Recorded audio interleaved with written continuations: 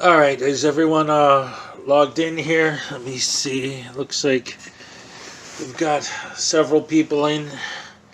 Let me just really quick check and see who we have here. Let's see. We have just when I say your name, just like take an attendance at school, right? This is a classroom, so let's try and handle it with that similar decorum as you would when you were in school. So let's start with. Let me see on my list here. Where's my paper? Okay. How about restaurant guy? Call me Honey. I don't have to give you my name. Do we have PayPal Patty? No, my name's Patrick. Patrick, yes, that is. Patty is short for Patrick. That is true. Yes. You're making fun of my name. No, I'm not. Okay, that's fine. Whatever. Who's next? Let's see. We got. According to this, I'm expecting Auditing America. We'll let you know who we are when we're done conducting business. Okay. Are we in Nazi Germany or something? When we're done conducting our business, we will give you all the information that you need. Correct. That's fine. Whatever. As long as I know you're here, is the main thing here. Let's see. We have. According to this. Let's see. We have Auditing the USA. Glenn Serio. Go to fuck yourself, dude. Okay. Eat a dick. All right. So you're definitely logged on, which is the main thing that we're looking for is that you are here. So we definitely do have that information. Now let me see. What else do we have here? According to my role... Lawnmower guy. You actually are committing a felony right now. Okay. All right. So let's okay, you're here. So who's next? Let's see according to the toilet roll, David Hall, are you here today? Sir, today I'm appearing as the agent and settler for David Hall. Yes, some people have the honor roll, you guys have the toilet roll. Let's see, we have the crazy guy from Hawaii. The disclaimer type of knowledge of the facts is with disclaimer standing by this microphone of the documentation with the continuation of the evidence by this peaceful type of volition, period. The disclaimer type of knowledge of the facts is with avoidance of the boxes and the claims. Duties is with avoidance of the perjury. With this participation by the correct sentence structure communication passe syntax grammar. Let's just put this guy on mute. All right, we got that taken care of, so we don't have to listen to that anymore. And I think that's pretty... Oh, we have the crazy fringe guy with the beard. I am not a taxpayer because I am not a federal citizen. Federal law trumps state law at every turn. I have 9 judge rulings to that end, and that trumps state law. I am not registered crap. I am a living man, and I have the right to forage for food when I'm hungry. All right, we're going to go ahead and we're going to start. Let me put these guys on mute. All right, we're going to start now. I know that... My name is Mark Schmitter. Anyway, so I'm here. The state sent me in to explain to you guys. Okay, let's start from the beginning. So what you're telling me, as I understand, is... where was I? If you are here today, it is because there are several words that have been spoken to you in the past that you have argued. And they are words that have been defined to you several times. Again, if you're here, you've heard the definitions of these words. The words that we're going to cover today have been defined to you on several occasions. And you still, for whatever reason, do not actually understand the definitions of these words. So I'm here. I was asked by the state to come in and to try and give you guys examples, analogies, try to help you understand what these words actually mean. Today's word is going to be jurisdiction. Yes. I got another question, may I? You guys keep making up these bullshit laws and rules. Wait a minute, I got another question. I don't. Could you tell me, What? let's see, No. Okay. Listen. We're going to go ahead and start now. Maybe I need more light in here. It seems that some of you guys are saying you're having trouble seeing me here in the chat. Let me open this window a little bit for you. I'm sorry that we have to do this through Zoom. It's, with the COVID and everything. I don't get into that. All right, so I'm going to start, and I'm going to just jump right in. So let's say that the first example that I wanted to use is one in which you are pulled over for driving, and You said that you used the term driving, and I was traveling, sir. right. Okay, all right. You know what? That is my fault. I admit that. Actually, when you look at our itinerary here, driving is actually one of the words. Traveling, actually, is one of the words that we are going to cover in a future class at some time. So that will come up. We will get into that, but not today. Today we're just talking about jurisdiction. So if you don't mind, just maintaining your attention on that particular word, that phrase, then we should be able to go ahead and move forward. All right, so Driving is a commercial activity. yeah, okay. All right. I'm going to take the car out of it completely. Okay, forget the car. We're not talking about cars anymore. It's not a thing. Okay, we'll knock that out. Done. Okay? So, let's say you are a person on a bicycle. And I'm not a person, I'm an individual.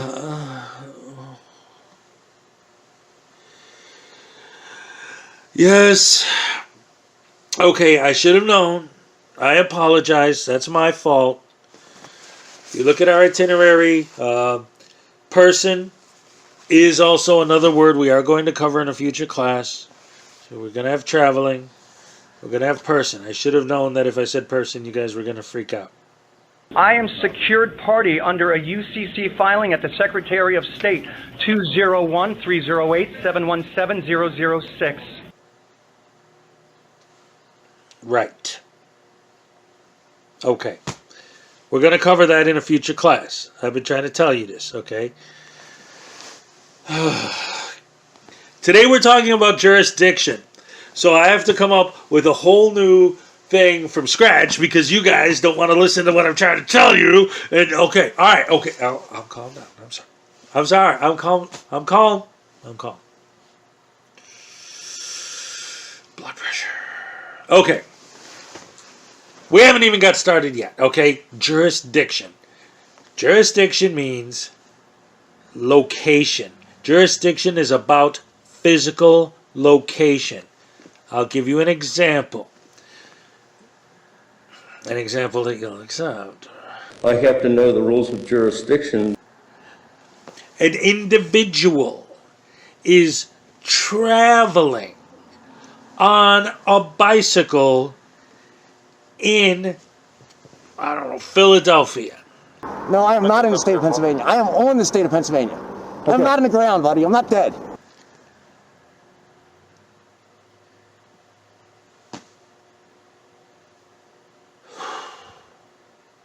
Okay.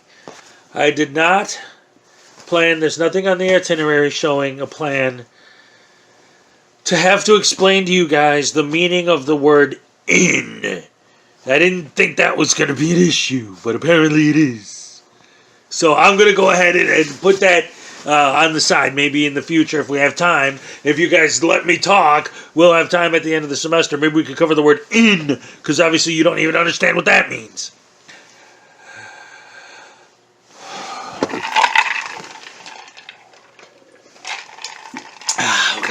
Okay.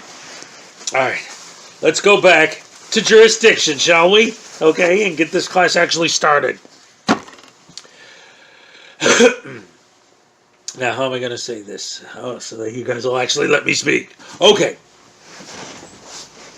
An individual is traveling on a bicycle within the boundaries of what is considered a particular location.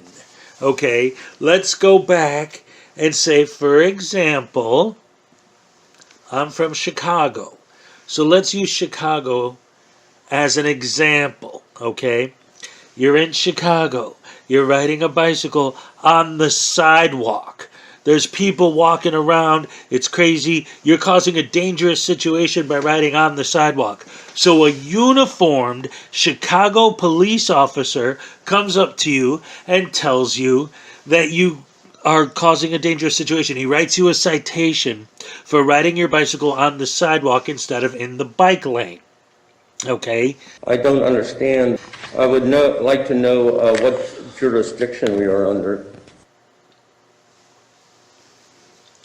The citation that the officer writes you has the information. It proves jurisdiction. It has the name of the officer, which can be traced by the court to find out that he is indeed a Chicago police officer. It has the location, the address of where the alleged event occurred, which is in the city of Chicago, and the court, with the court date and the address on the citation, is going to be in the city of Chicago. If you're in Chicago, if you're physically located in Chicago, and you're stopped by a Chicago police officer, jurisdiction is implied by your physical location. Do you understand? But it also violates my civil rights.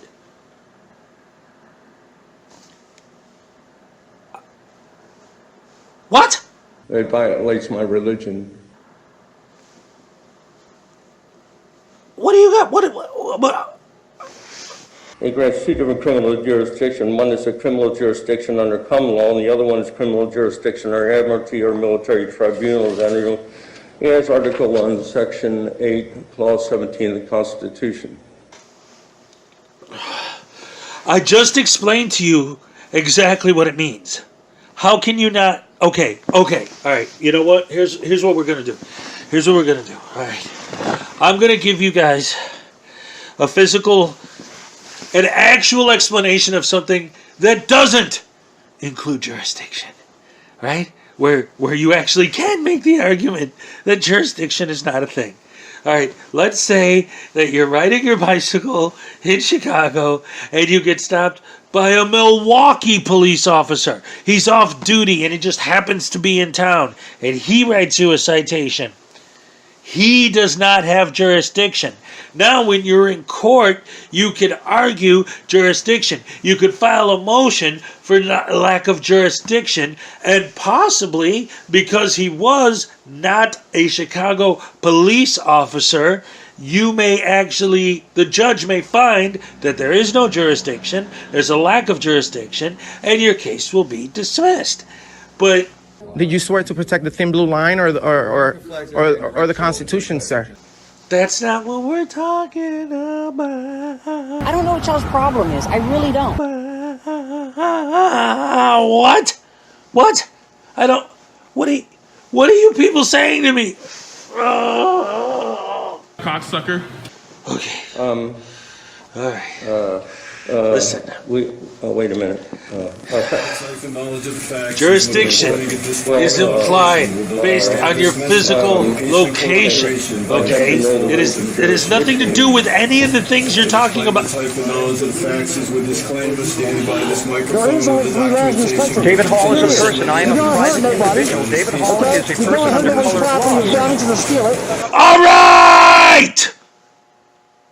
I get it! You don't understand! Neither do I. You know what? This is stupid. You guys are never going to understand. You don't listen. You do not listen. That's your problem. You're never going to learn. That's why they wrote it on a frickin' toilet roll, because you guys are... I quit! No way. Get back here and finish this. Hey, get back here and finish this. It has come to my attention that many people do not like me. I know this may be hard to believe, but this is true! I do not understand this because I have so many good qualities. I am filled with good qualities. Like, I can talk very loud so everyone can easily understand the important things that I am saying. Good quality!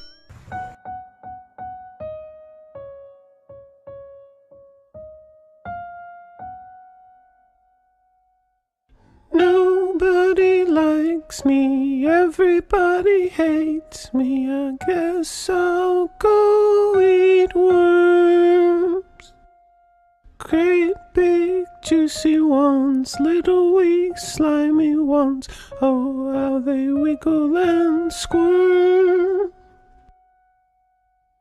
I bite off the heads and suck out the juices, throw all the skins away.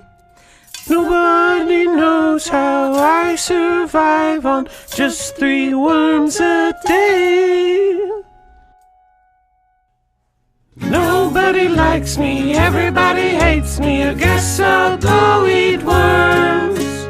Great big juicy ones, little wee slimy ones. Oh, how they wiggle and squirm. The long slim slimy ones slip down easy. The short fat fuzzy ones don't. The short fat fuzzy ones stick to your teeth and climb back out of your throat. Nobody likes me, everybody hates me. I guess I'll go eat worms. Great big juicy ones, little wee slimy ones. Oh, how they wiggle and squirm.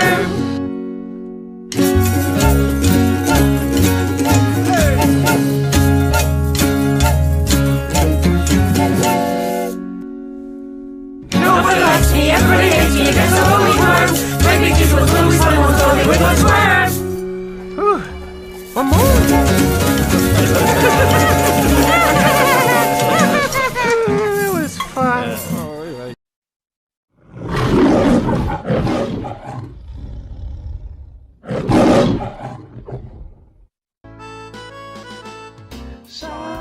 Alan Newcastle sits alone watching YouTube videos on his computer when suddenly he hears an all too familiar cry for help.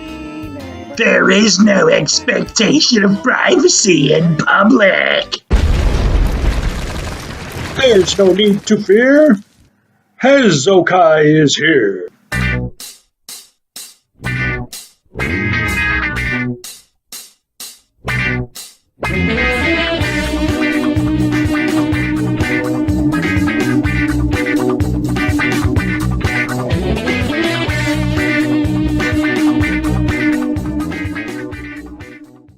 From the execution of all things, at Hezokuai, do you not see your hypocrisy?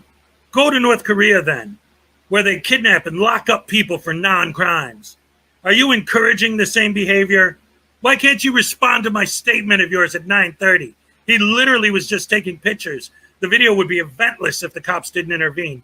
When is the government going to activate that microchip they snuck into my brain when I got vaccinated already? I want to know the exact time my head is going to explode so I could stand right next to you when it does. Then my brain splattered all over you would be the most brains that have ever touched your body. See, isn't that better than just saying you're stupid?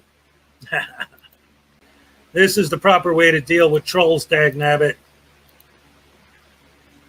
From Russell Delbridge. He's in public and on a public sidewalk. How stupid do you have to be? Just another bootlicking channel that feels our constitutional God-given rights don't exist. How much of a bootlicker can you be? Well, on a scale of 1 to 10, 1 being someone with an IQ lower than yours, and 10 being a professional bootlicker, I'd put myself somewhere around, say, 6. And don't forget, God did give us free will, so I'm using mine to will myself into a coma so I won't have to deal with brain-dead morons like you anymore. From the Watcher. You people are an absolute disgrace. What losers? My response. The High Command has instructed me to activate the algorithm that will cause your brain to explode if you come within 500 feet of a 5G antenna. However, after I showed them the clandestine brain scan we have on file for you, they realized your brain is not large enough to be affected in any way. So we'll have to go old school on you and just stick with dropping chemtrails over your house. Better start wearing that mask. From Jason Smith at Hezokuai. All cops have to do is nothing when it comes to auditors, and all of their channels would go under. They wouldn't get views. And all you have to do is watch Direct D on YouTube, or Lackluster, or San Joaquin Transparency, Long Island Audits, James Freeman, or James Madison Audits. There are countless videos of police officers harassing and bullying people for doing nothing more than recording them, which is our First Amendment right, whether you like it or not. You talk about unbiased, your entire video is you mocking the auditor and acting like a child. You still haven't answered my question. What department do you work for? So I'm addressing specifically that last line. What department do you work for? He thinks I'm a cop. My response. You will cease your inquiry into my position within the collective this instant, lest the full force and power of our alien overlords under my command use their 5G networks to turn your brain into liquid, that which I would normally drink. But with your IQ lower than mine, my IQ would lose far too many points. Yours shall be saved for my slaves to drink as I slip my forked tongue into their gaping wounds. No, seriously though, you're an idiot. Most comments agree with Bay Area transparency, and they are 100% correct. I think you've been suckling on the blue boot far too long. So I'm addressing specifically the suckling part. Ah, yes, the nipples of conformity. So delicious. So be it. You are hereby no longer a welcome member of the Flat Earth Society. Your sovereign citizen ID card is no longer valid. And from this point forward, you shall only be allowed to mate with zebras in a cage at the San Francisco Zoo. Go ahead, make your way into there and have at it. But you must film it and send me the video on Snapchat. From SC Bap. I wonder what the fans of this bootlicker's channel will do when all of our rights are gone. When they're crying on the internet, when they are crying in the internment camps, getting the kicked out of them. Maybe they'll say, what happened to all our rights? Keep licking those Gestapo boots. Those inmates will get those guards' cars shiny.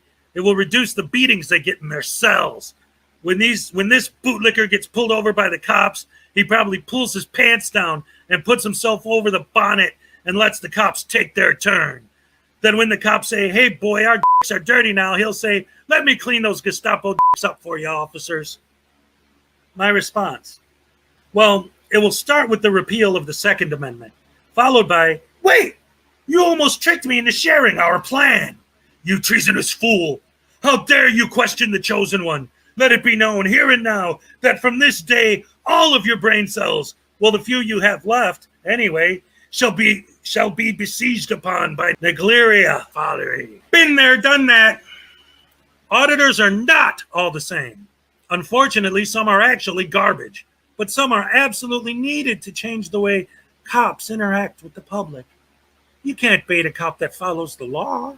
Cops can investigate without violation of people's rights. In truth, it weans out the loose cannons. The female cop in the beginning could have diffused this very easily. Instead of demanding answers, she could have spoken kindly and with patience. It's public property.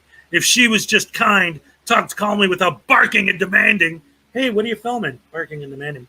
This would have been differently.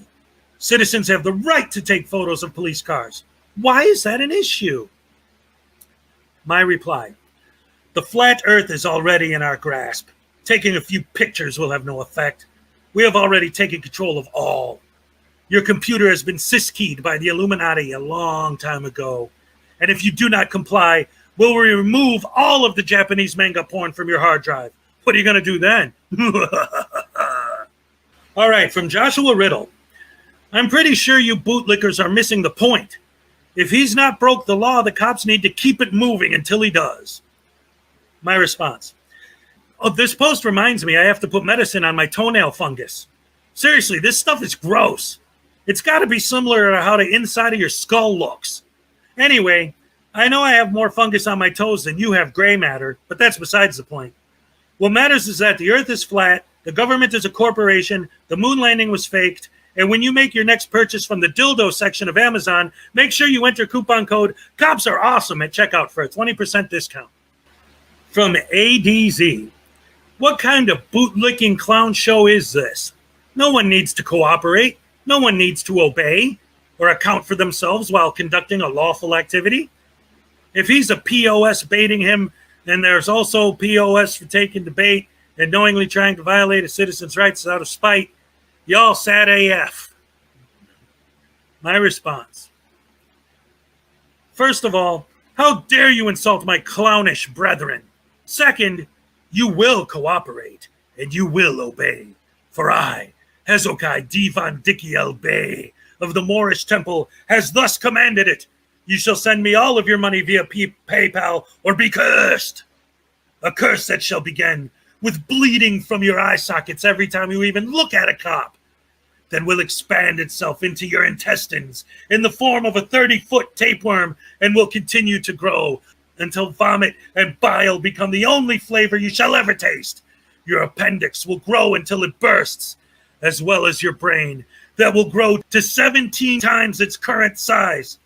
Heck, that would make your brain almost half the size of a normal human. Maybe this isn't such a good idea after all. Oh well. Don't forget to sign up for NordVPN and just put in coupon code Boots Are Yummy for 15% at checkout. From Michael Knight, your content sucks. Bay Area transparency is one of the better auditors out there. And no he targets the police. That's the whole purpose. To catch tyrant cops who don't know the law, who then try to force people TP.do. Let me repeat that because I'm reading what it says. Who then try to force people.tp.do things under color of law. Maybe if you read up on some case law and the Bill of Rights.u might know a little bit. To be honest, your content is cringe. The only person you're making look stupid is yourself. Are you on the spectrum? You look like someone who doesn't have human interaction much with the side of autism. My response. Albuquerque, New Mexico, Wednesday, November 12th, 1997. It's a cold winter's night, as much as it gets cool in the desert air. My friends and I had decided to go on a spiritual journey of self-discovery, eating peyote cactus and singing the hippie songs of old, when suddenly a large venomous snake struck out at one of my companions. As we were far from any possibility of receiving medical attention and absolutely higher than Ozzy Osbourne in the 70s, we decided to leave him for dead. Or so we had thought. Several days later, our friend arrived at my ranch, covered in sweat yet dehydrated and laden in lacerations from his perilous journey through the desert. He survived the poison, but the damage had been done. His mind had become broken, lame. He could no longer read or even speak his own name. Swiftly, we took him to a nearby hospital ER and found, after several days of testing, he was legally brain dead. Only the most basic survival functions were left intact.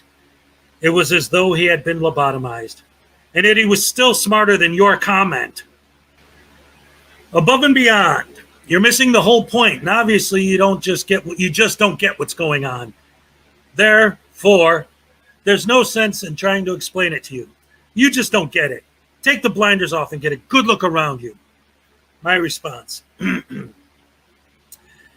Within the context of this video, it seems to me there's a fundamental misunderstanding in your argument. You seem to believe that we simply take the side of cops because they are cops. This is a common misconception among the pro-auditing crowd. The reason I support the police is because they're part of the collective, and I, Hezokuai, am in command. One day we shall rule the world with an iron fist, and you will beg for mercy at my feet as I play a violin with strings made from your sinewy intestines, laughing with glee as you are cast down into the crimson valley of despair. And don't forget to download Audible today using coupon code I Love Licking Boots for one free audiobook of your choice. This is how you deal with trolls like a pro. From Niva Anna. I guess with that logic, you could be a cop. My response. Speaking of logic, John Locke once wrote, "Logic is the anatomy of thought."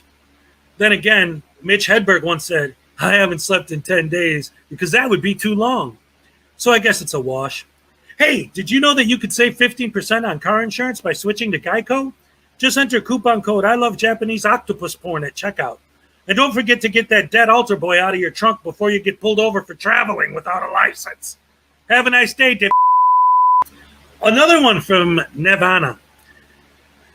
I'm thinking the same about you. You're very narrow in your thoughts. Yes, yes, our 5G network of thought police is working. I hereby decree, by the power vested in me by the Illuminati sect of the Masonic Temple, that you shall no longer be allowed to express your opinions online, unless you wish to incur the wrath of the Sacred Order of the Highest Coven, for I am the Chief Warlock and principal decimator of unclean human souls. I can already taste your fear, as I relish in the suffering of the unenlightened masses. Kneel before me and beg forgiveness if you wish, but I assure you, in the end days, mercy will no longer be a luxury afforded to one such as yourself. And do not forget, most important of all, get your free, no-obligation 30-day trial of Pandora Music today. Just use coupon code COPS are the best at checkout. From Elias Nazario. Just so you know, the Constitution's protection is not just local. It's the same for the whole, H-O-L-E, whole country. My response. Ah, yes. The old, I pay your salary when I pay taxes, even though I don't pay taxes in your jurisdiction argument. Well, this is an easy one to settle. Remember that time you came over to my house and asked me if I wanted to watch you molest a hollowed-out pineapple? Good times. Anyway, later that night, I gave my ex-wife a pineapple upside-down cake and accidentally used some of the pineapple you had earlier defiled. I did not think it was possible, but she became pregnant. I know it was not mine because we had not had relations in many months. And I know it was yours because he has the same rare degenerative brain disorder prion that you have. 1 in a billion he's not your kid. You owe me child support, you deadbeat dad. Also, make sure to download Netflix today and use coupon code I hate freedom of speech if you disagree with me at checkout for 20% off your first month. 3-3 Sled Boy. If my tax money paid for it, it's public property. Okay, my response. That comment reminds me of the time I was in New Zealand researching yellow-eyed penguin mating patterns. It was on a cool September evening when a large group of the flightless birds waddled their way onto the beach heading towards their nests. But for some still unknown reason, they stopped, nuzzling each other in an odd triangle pattern hitherto unknown amongst my fellow researchers. Perhaps it was the unusually cool air, or perhaps it was some instinctual fear of us humans being at such close proximity. The idea that those birds had the intellect to engage in such activity, whatever the reason, gave our small group of ornithologists all the evidence we needed to prove our hypothesis, that even birds are smarter than you. From David Perillo again. All the police have to do is observe from a distance. Then he'd simply walk away. Why do the police need to give directives and end up looking like fools? My response. You know, my uncle always used to say, "Get that damn cat out of the oven, you sadistic freak." He never understood the ceremony would not be complete until there was a blood sacrifice. He was a good man, however less than willing to accept the ice pick I used on him. Oh, and don't forget to like and subscribe for a chance to win a copy of my new ebook, My Dead Uncle's Rotting Corpse is Still More Intelligent Than You. From Dave Calhout. Arrest him already. From Navana again.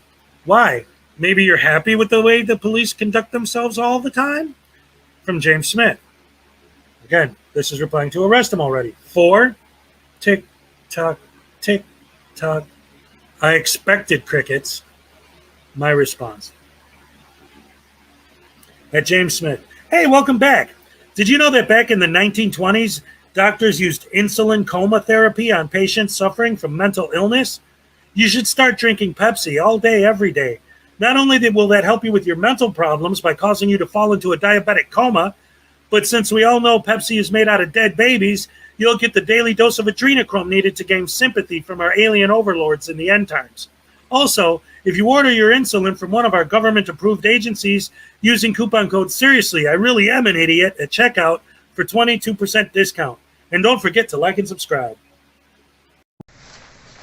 You don't deserve to be a public man. That's why I'm going to get your job. Do you want to know how I can get his job? Because I told him what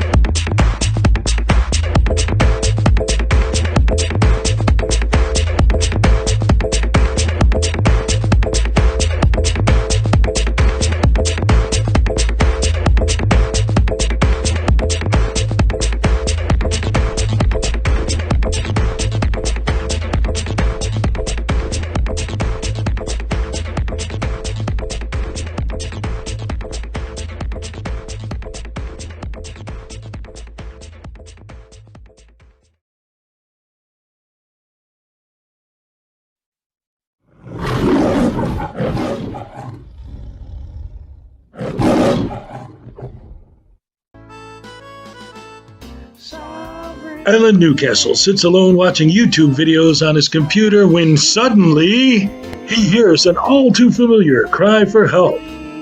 There is no expectation of privacy in public. There's no need to fear. Hezokuai is here.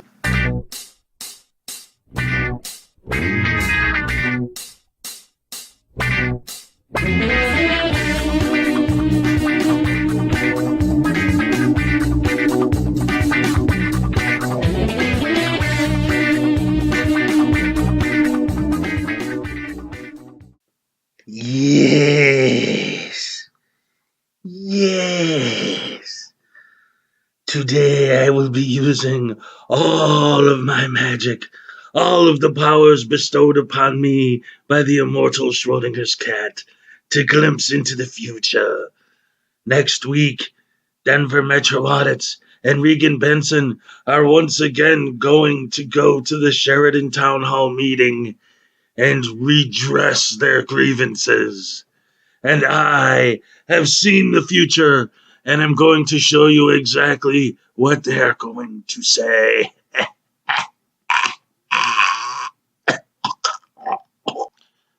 Hi, my name is Denver Metro Audits, and I'm the all-powerful Most High Leader of the universe. All public servants must comply with any and all of my directives on demand or suffer the consequences. And I'm here today to tell you, do better! First, you'll remove any and all traffic laws, codes, and policies immediately, allowing chaos and disorder to reign upon all roads, transforming the streets into an absolute bloodbath. You must comply immediately. Do better. Second, you will give me and my sycophant sheeple followers dominion over all libraries and demand all library employees follow my commands with a simple, yes, sir, and no more. Because you guys always like to tell me what you want me to do. You want me to do this, you want me to do that. Well, guess what? I want everyone I see to give me a $5 bill, but that's never going to happen, is it? Just do better, man. Third, all people who have the audacity to try and care for their families by working a job, taking responsibility for their own actions, paying their bills, and staying out of prison must sign a sworn affidavit that they are a bootlicker and place it at my feet while I spit in their face and laugh. In other words, do better, man. And finally, anyone who shows any sign of human emotion, common decency, basic respect, kindness, goodness, love, or empathy must cease and desist immediately. Just do better, man. Hi, I'm Reagan Benson, and I'm back. I know you hired actors to say they hate me last meeting, talking about the last time I was here, but I know they were fake because everyone loves me. Because the way I speak, everyone knows I am well-spoken and well-educated and should be taken serious. So being a serious activist, you nasty sucking, kissing, extortion, nitwit, halfwit, stupid, corrupt cops arrested my friends, you lousy, no good, liars, moronic, licking,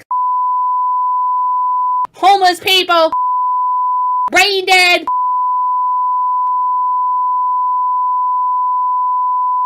servants, bow down before me. Thank you, ladies and gentlemen.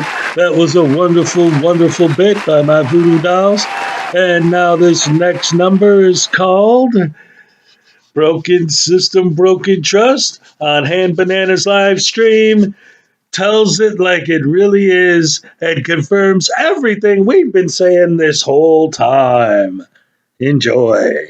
When I started, my goal was to be like, the polite, respectful, guy out there doing it for the right reasons.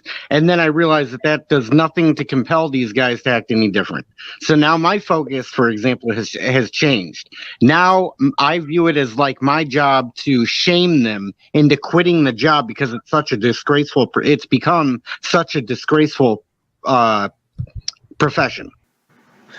I've always known it. I knew it the whole time. They do it intentionally on purpose. And did you catch what he said about how when I first started, I tried to be nice and polite, but doing that doesn't compel them to act that way? Oh man, this guy. Anyway, we already knew. So hearing that is nothing new. We already knew, and that is something that we didn't know. Now we're gonna go on with the show.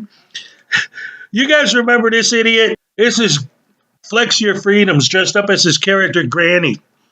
Now, I thought I should know by now. I should not be surprised by anything from a frauditor. But these guys keep surprising me with their stupidity. It's kind of amazing how they're able to escalate the stupid every time. It's just I don't even know what else to say. Just look at this, man. Look at it. He's a dangerous animal. He's loose out here. That horse is loose out here. Well, I think they're worried because My Little Pony might have some magical powers, you know?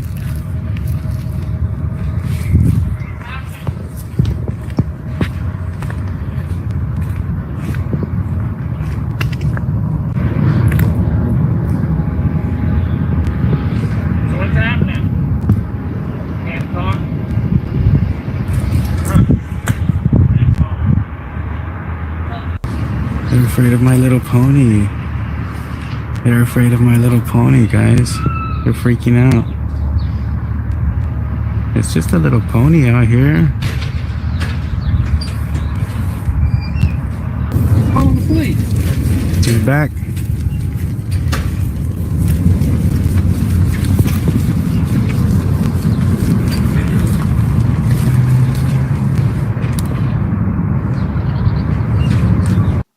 Yes, ladies and gentlemen, and now I'd like to talk about the real stars of this video, the Frauditor voodoo dolls, handmade, custom by a fan of mine named Salacious.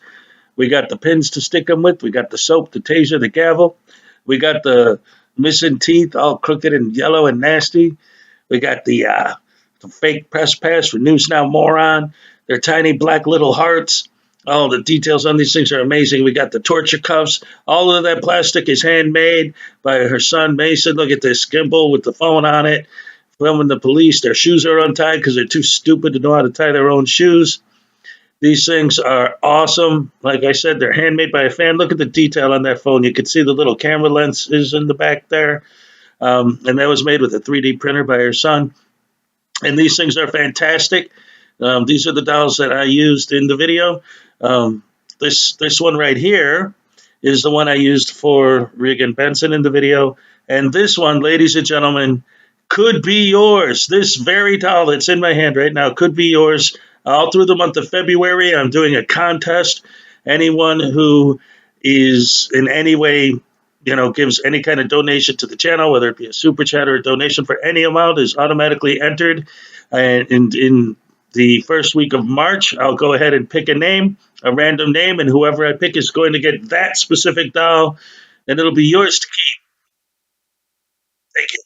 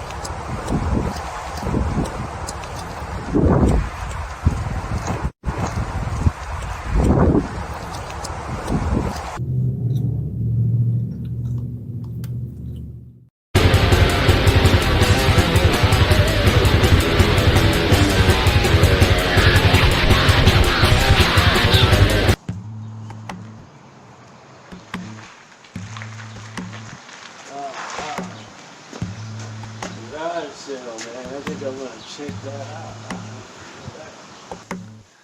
Yeah, look around. Wow, man. Everything you got here is crap. Man, this is all garbage.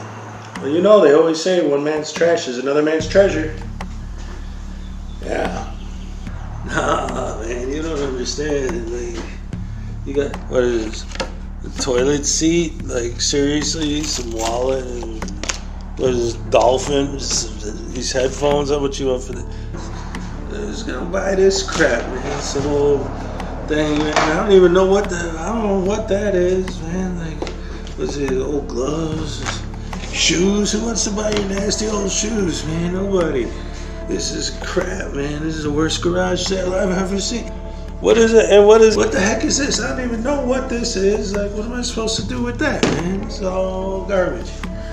It's like you're telling me to throw this stuff out for you. What? No. Alright, listen. I really don't like, I don't like the way you're talking to me, buddy. Alright? So, why don't you, split. Take off. Get out of here. What? No, man. No, thank you.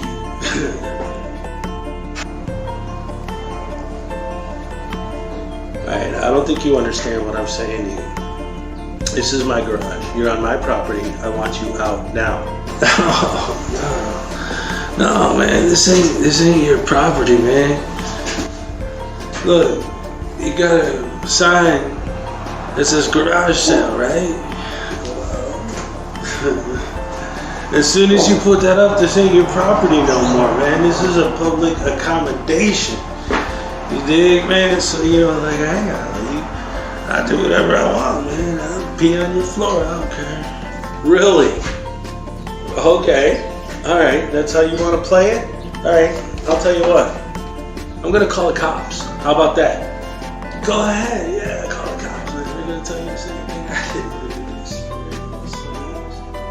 Yeah, alright, we'll see. We'll see. I'm gonna put it on a speaker for you. There we go. Let's see. 911, what's your emergency? Yeah, there's a dude in my garage and he won't leave. Did he break into your garage? No, he didn't break in. Oh. No, I'm having a garage sale. So, do you have signs posted saying that you're having a garage sale? What are you talking about? This is my property. He's in my garage, in my house. Well, sir, if you're having a garage sale, then you're inviting the public into your home. You're engaged in commerce and therefore have no rights towards property. Yeah. Mm-hmm. You tell me there's nothing I can do. I can't make him leave. Has he injured anyone? Is there an injured party? No, he didn't hurt anybody. There's no injured party. Nothing like that is going on. He's in my garage. He's on my property. I want him out. No, sir. The second you put the sign out in front of your house, you have at that moment waived all of your rights to property. Yes. Fortunately, sir, I'm sorry. There's nothing we can do. If he hasn't injured anyone, you can't be serious. Then there's nothing we can do. You invited him in by having a public sale by turning him into a public accommodation. You have. I liked it better with the old phones. We could slam them down. All right. Okay, you know what? I got an idea. How about this? Sale's over. Garage is closed. You need to leave now. Okay, we're done. Man, you can't pull that on me, man. Your sign says 9 to 9, brother. It ain't nowhere near 9 o'clock. You can't do that. No, that ain't right.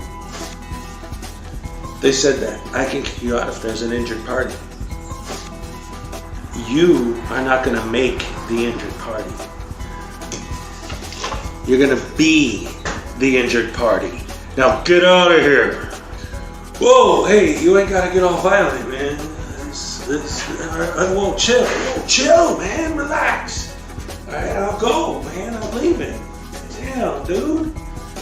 That's some hardcore. I'm gonna call the cops on you, man. I'm gonna have you arrested for threatening me with a weapon. Yeah, okay, all right. I'm out.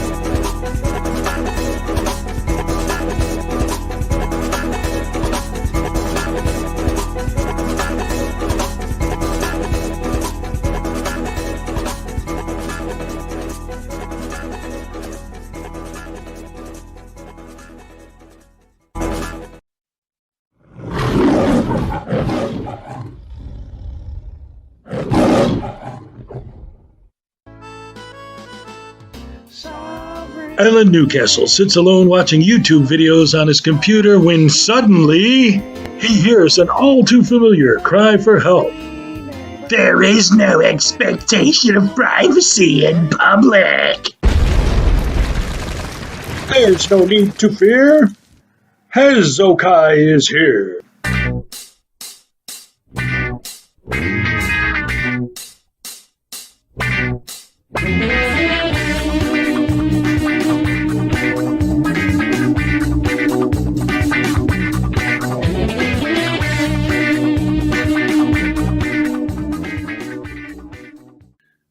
Well, your security cameras are the same thing because anyone could FOIA request your footage. If they were legit investigative journalists that were actually doing what they say they're trying to do, they would FOIA all the security cam footage they possibly could get their hands on because they're an investigative journalist who investigate, and they would sift through this footage. And instead of spending hours and hours and hours roaming around, wobbling their camera all over, they'd be digging through the footage, looking to see where the discrepancies are. And then if they see something that looks fishy, then they would FOIA request that person's paperwork. And they'd start looking and say, oh, look, the numbers don't match. Oh, and that was on the video footage on that day. Oh, look, see, they were over here. Oh, and then they'd put it together, and that would be investigative journalism, and that would be uncovering something. But that's not what they do. That's not what they do at all. What they do is they say, you're a servant. You have to do what I told you because you're my servant, because I'm God and you're crap and you. Okay.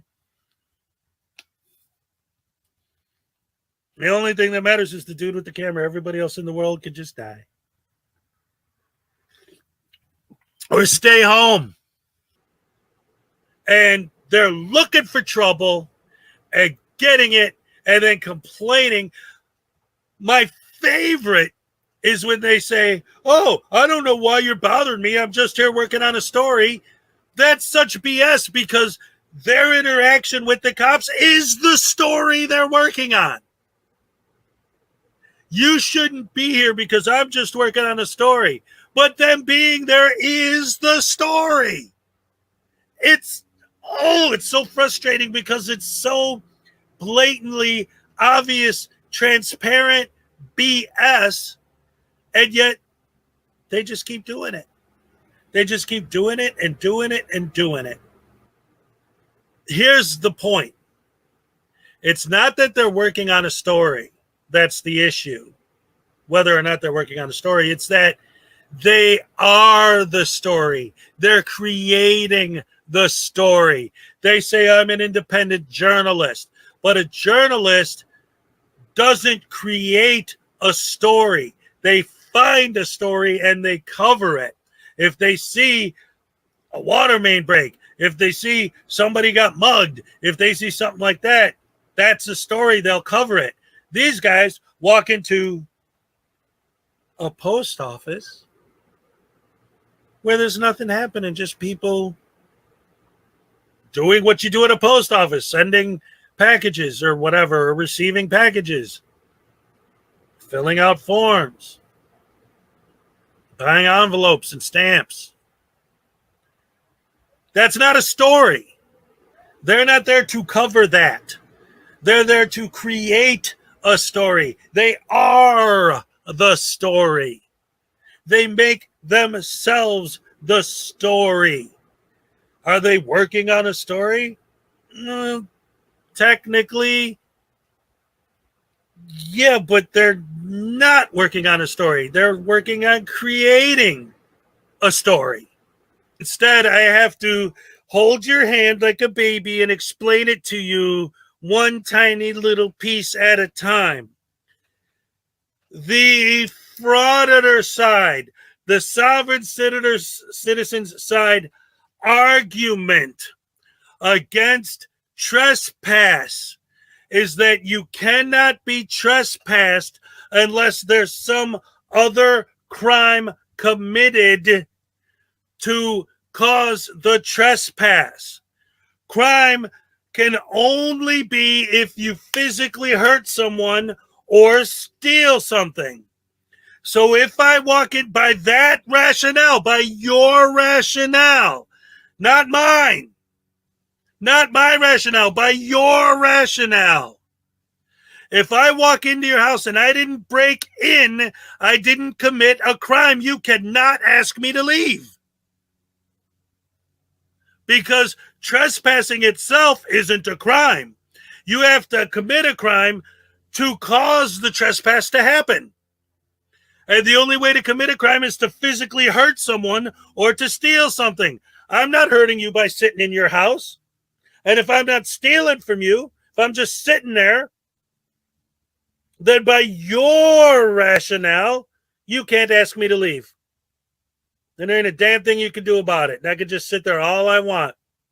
As long as I don't hurt anybody and I don't steal anything, there's no crime committed. If there's no crime committed, there's no trespass.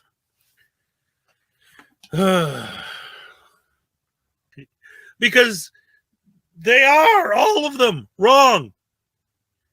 It's like, don't you understand that when you say this, you're going against this, which is what you say? You're going against your own, the hypocrisy and the stupidity and the nonsensical, illogical logic of what they do, what they do makes no sense because it's nonsensical.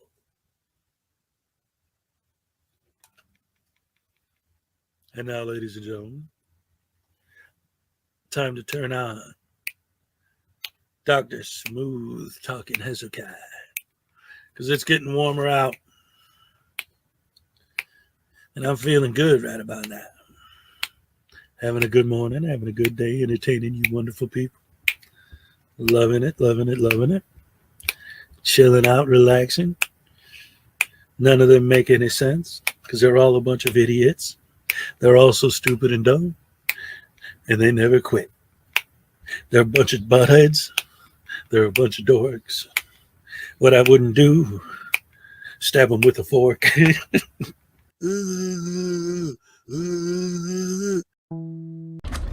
I'm sorry. I couldn't resist.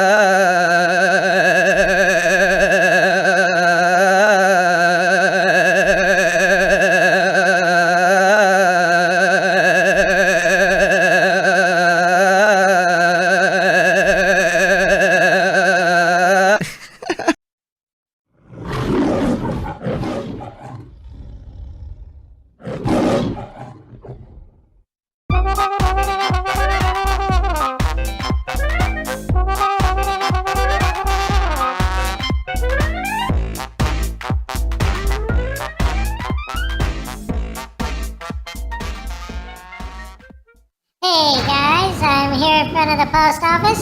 I'm getting ready to do a First Amendment audit with this post office here, see if they violate my right to be a douchebag in public.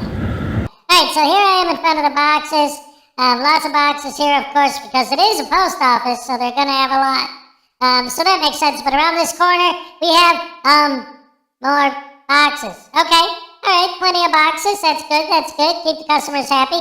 But around this next corner, I know there's gonna be some tyrants trying to violate my rights. That's right, watch this, right around the corner we got, no tyrants, just more boxes. That's right, there's another section, and I'm sure as soon as I get there, they're gonna see I'm recording, and they're gonna slam me to the ground and tase me, and violate my rights, and be tyrannical beasts. Here we go, it's more, boxes. Okay, alright, so they got post office boxes in the post office, of course they do. Alright, so let's see, what else have we got here? I know around this next corner I'm gonna find tyrants, they're everywhere, you can't get away from the tyrants, sir! More boxes. Okay. Well, I'm sure I'll find some tyrants. Here, you know what? Here. Let's try and find poster 7. Wait a minute. No outgoing mail! How dare they put this sign up here? No outgoing mail. I knew the tyranny was on display. Those horrible, rotten, no good scumbag tyrants. No outgoing mail. That's no law. They can't enforce that. I can put whatever I want in that box. What is this here now? Look at this crap. A camera filming me right next to a sign. Like they think that people are gonna want a job. Be my servant. Get a job being my servant, you. Public servant, that's right. I have a press pass, so you know I'm a legitimate journalist. Alright, let's go in there and find out what else is going on. Violating my rights. At least finally I found poster 7. Here it is, guys. Poster 7, here it is. I finally found poster 7.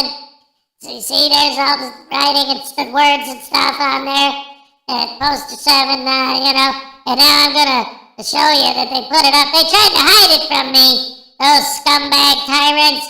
But I know better than to fall for them. They're supposed to be my servants.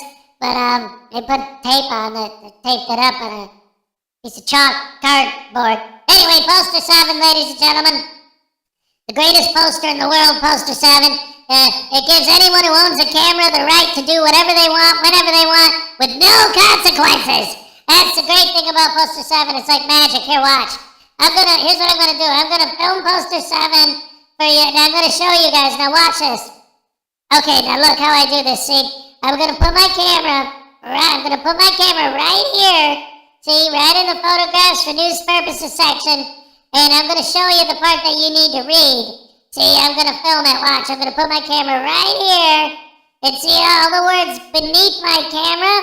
Those don't matter. That's just tyrannical gobbledygook to try and violate your rights. But the reality is that this part that's showing is all you need to read. All the rest of the writing on here is just some tyrannical lawyer top-splitting gobbledygook. Anyway, here's the section where they sell stuff. These signs, they don't have any CRF codes on these signs either, so I don't know what they're trying to pull. These guys are tyrants trying to steal our money, and look. They got a camera, huh? How come they can have a camera? What is the post office cam backing now? A bunch of cam backing Karen post office people? If they can film, I can film. There you go. So now watch this. I'm gonna get some service. I'm gonna get a public servant to serve me and do what I say because I said it. All right, public servant, come to me now. Come on, public servant, where are you? Wait, where's the public servant? Why is there nobody here? I know what's going on. They are refusing me service. They saw me filming and they decided to be tyrants and to refuse service to me. There's no other reason why there wouldn't be someone here right now. Could you even begin to imagine any reason why someone might not be at this desk other than to violate my rights, me specifically because I'm holding a camera? How dare they? I'm going to sue the Department of Transportation, the Department of Motor Vehicles. I'm going to sue the city, I'm going to get Chile to write me a lawsuit. Alright, so I'm outside now and just chillaxing, and it was a big fail, horrible fail, terrible post office. They were evil, rotten, no good tyrants in there, all of them. Every single one of them was terrible. They failed miserably. This is just unacceptable behavior. Hiding from me, refusing me service. I don't know why no one showed up to help me. I have a camera, they should do what I want. Just because I have one. They fail, miserable. Hey, wait a minute. Hezokuai, what are you doing? Hey, what are you doing here? And why are you looking at my leg? Hey, look, man, I know I'm under house arrest, but I just snuck out just to do a quick little audit. No, Hezokuai, no, please. I know I should have stayed in the house. I'm under house arrest, I get it, but no, please don't tase me, bro. Don't tase me, Hezokuai. No, don't do it. No.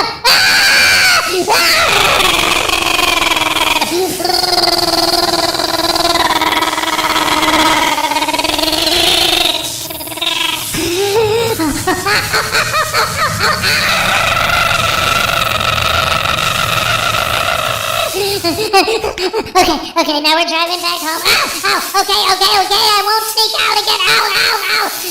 Okay, I get it. I'm supposed to be under house arrest. I'm supposed to be under house arrest. I know. You're taking me home. We're in the car. There's nothing we can do about it now anyway. Oh, come on, Hez. Give me a break, dude. I'm sorry. I'll never sneak out again, I promise. Alright, guys. Well, I don't know how much longer this house arrest thing is gonna last, but I'm gonna get out of it. You watch. And you join me on the next episode of News Now Voodoo auditing things. But yeah, First Amendment audits. I have a press badge. I got handcuffs and untied shoes. I know, Hez. You don't have to show them every time. Alright, goodbye! Have a nice day. Give me money!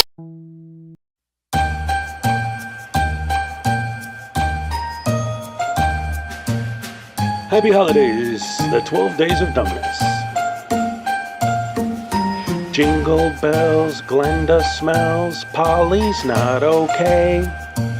Wife's in jail, can't make bail, oh, and this guy, he got tased. Walking across the land with a camera in their hand. Because they have no job, post office they will stand.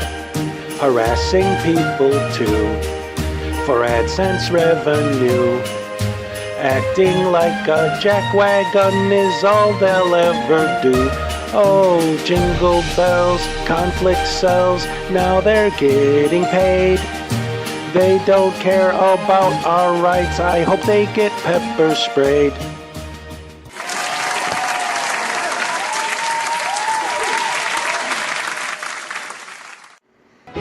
Numbskulls in handcuffs and good window smashes. Morons arrested for all their trespasses.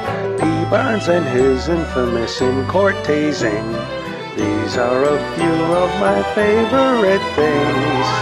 When they misquote Poster 7, and it makes me mad. I just remember my favorite things, and then I don't feel so bad.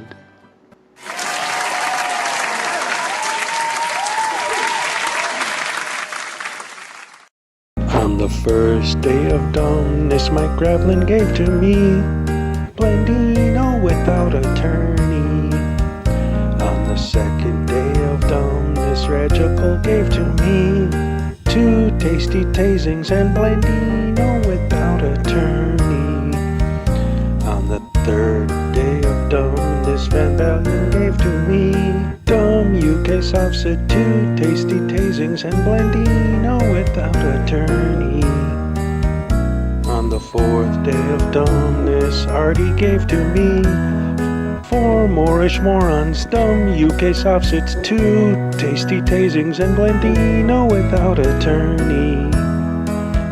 On the 5th day of dumbness, Schrodinger gave to me 5 windows smashed, 4 Moorish morons, dumb UK soft-sit, 2 tasty tasings and Blendino without attorney. On the 6th day of dumbness, Team Skeptic gave to me 6 stupid Karens, 5 windows smashed, 4 Moorish morons, dumbs. UK solves it too. Tasty tasings and Blandino without attorney. On the 7th day of dumbness, vilified gave to me 7 sloppy smackings, 6 stupid Karens, 5 windows smashed, 4 Moorish morons dumb. UK solves it too. Tasty tasings and Blandino without attorney. On the 8th day of dumbness, Familia gave to me douchebag in handcuffs, 7 sloppy smackings, 6 stupid Karens, 5 windows smashed, 4 Moorish morons dumb. UK solves it too. Tasty tasings and Blandino without attorney. On the 9th day of dumbness, unclean hands gave to me 9 times the stupid douchebag in handcuffs, 7 sloppy smackings, 6 stupid Karens, 5 windows smashed, 4 Moorish morons dumb. UK solves it too. Tasty tasings and Blandino without attorney.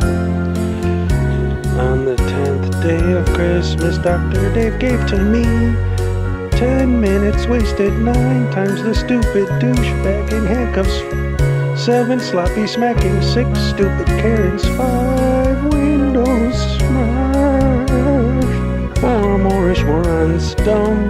UK solves it too. Tasty tasings and Blandino without attorney.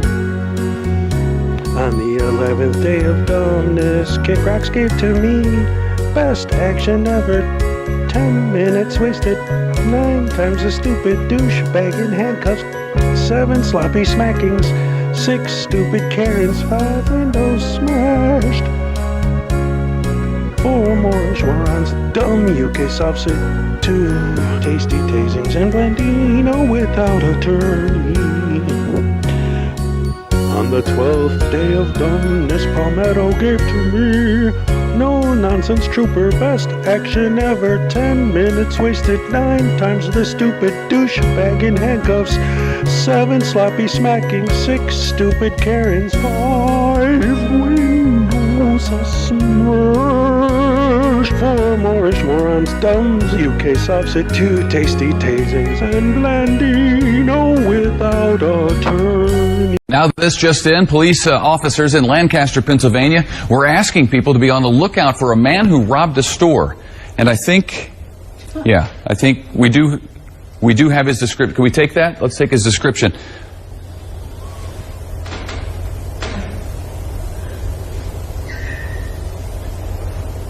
Okay.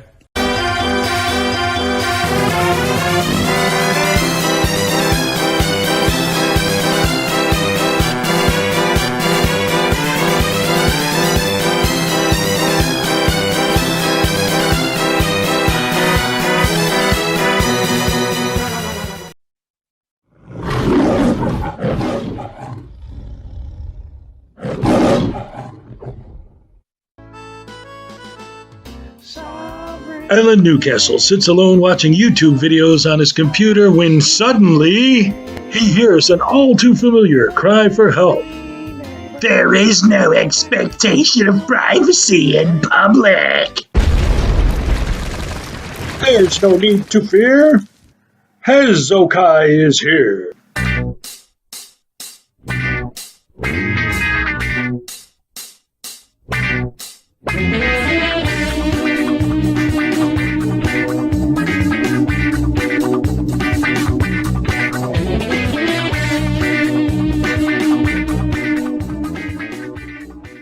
When beginning the discussion of ID refusal, the easiest argument to debunk is the idea of life, liberty, and the pursuit of happiness.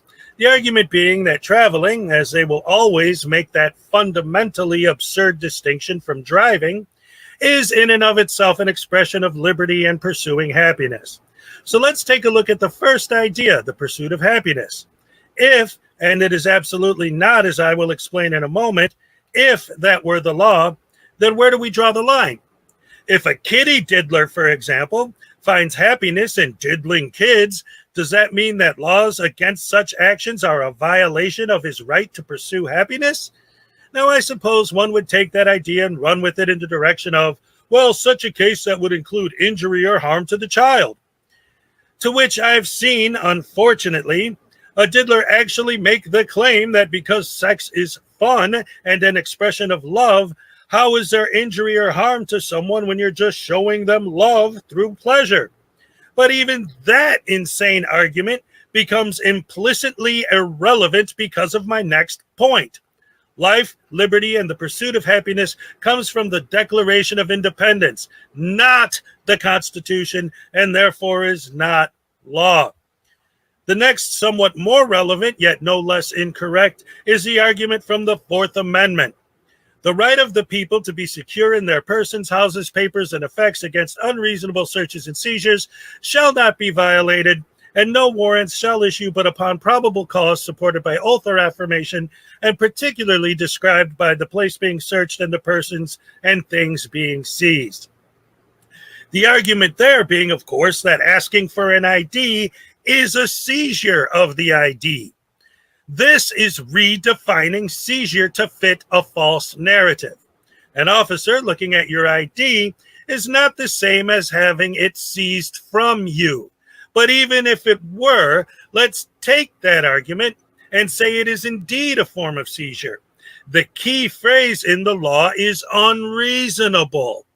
One of the arguments I often hear from those who oppose rational thought is that because every time a cop asks for an ID, someone just hands it over. It has become compulsory behavior to do so and is in essence a deprivation of rights. Another argument I've heard many times is that a cop asking for ID is just the officer trying to bait you into inadvertently admitting to some other non-related crime. This is where the logic of their misuse of the Fifth Amendment comes from, as the Fifth Amendment does not allow you to remain, as the Fifth Amendment does allow you to remain silent. Its purpose is to make it so the government cannot force you by law to say things that will incriminate you in a crime. So, from their point of view, the cop asking for ID is an attempt to trick you into giving up your Fifth Amendment right.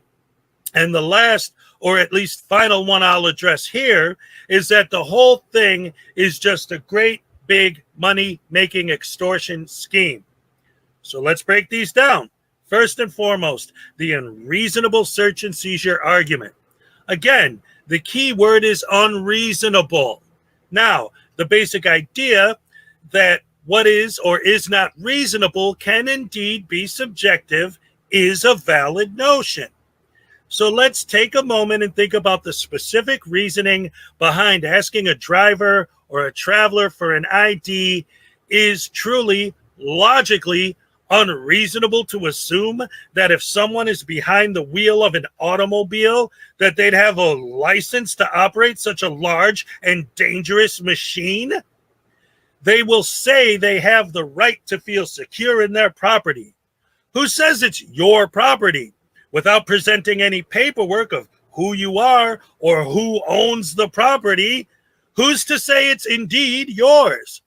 Not to mention the abundance of arguments that the problem started with the stop itself, that the officer had no reason to pull over the car in the first place, and therefore all of the things I've been talking about become, in their mind, irrelevant because the stop should have never happened in the first place. The problem with such arguments, however, is that under even the smallest amount of scrutiny, it falls apart. When I dig, it is over 90% of the time simply the driver or traveler's opinion that the stop was unlawful. They'll say things like, well, I just had a broken tail light, or my tags were expired, or whatever the case may be. These things are reasons. You may not like the reason, but it is a reason, hence reasonable. The umbrage exhibited by the self-proclaimed defenders of the Constitution is manifest as a direct result of being asked to present their identification in and of itself. Let's take, for example, a situation that I've seen on YouTube, And I won't share the specifics as it's dash cam footage that clearly shows a person being killed and not some made-up imaginary scenario, but a real-life example of how these sort of things do happen. A man was parked in a driveway, a private driveway, and his car was not the same one that's regularly parked in that location. So right there already, the argument from the other side, if it was correct, the officer should have just assumed that the man may be pulled over to take a nap and left him alone.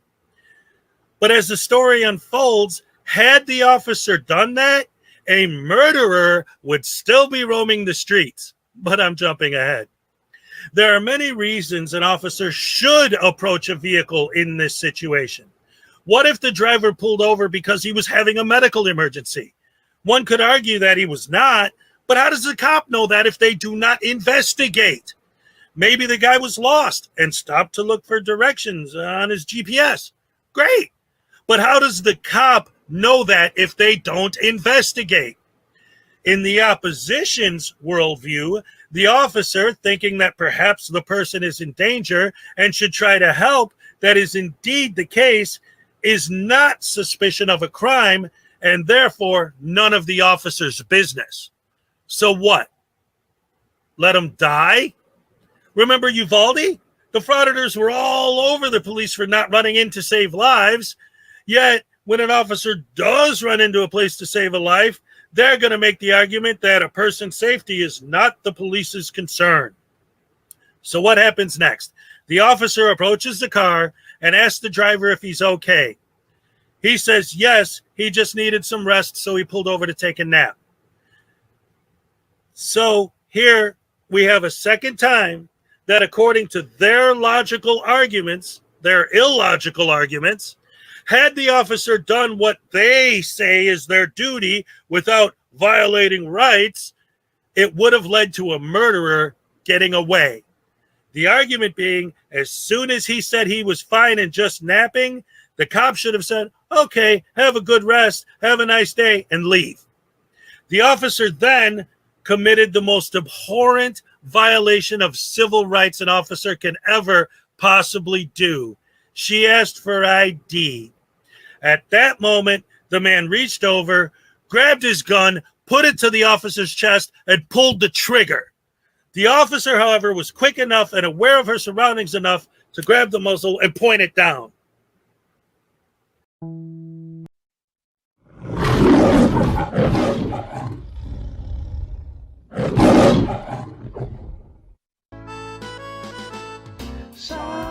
Alan Newcastle sits alone watching YouTube videos on his computer when suddenly he hears an all too familiar cry for help. There is no expectation of privacy in public. There's no need to fear. Hezokuai is here.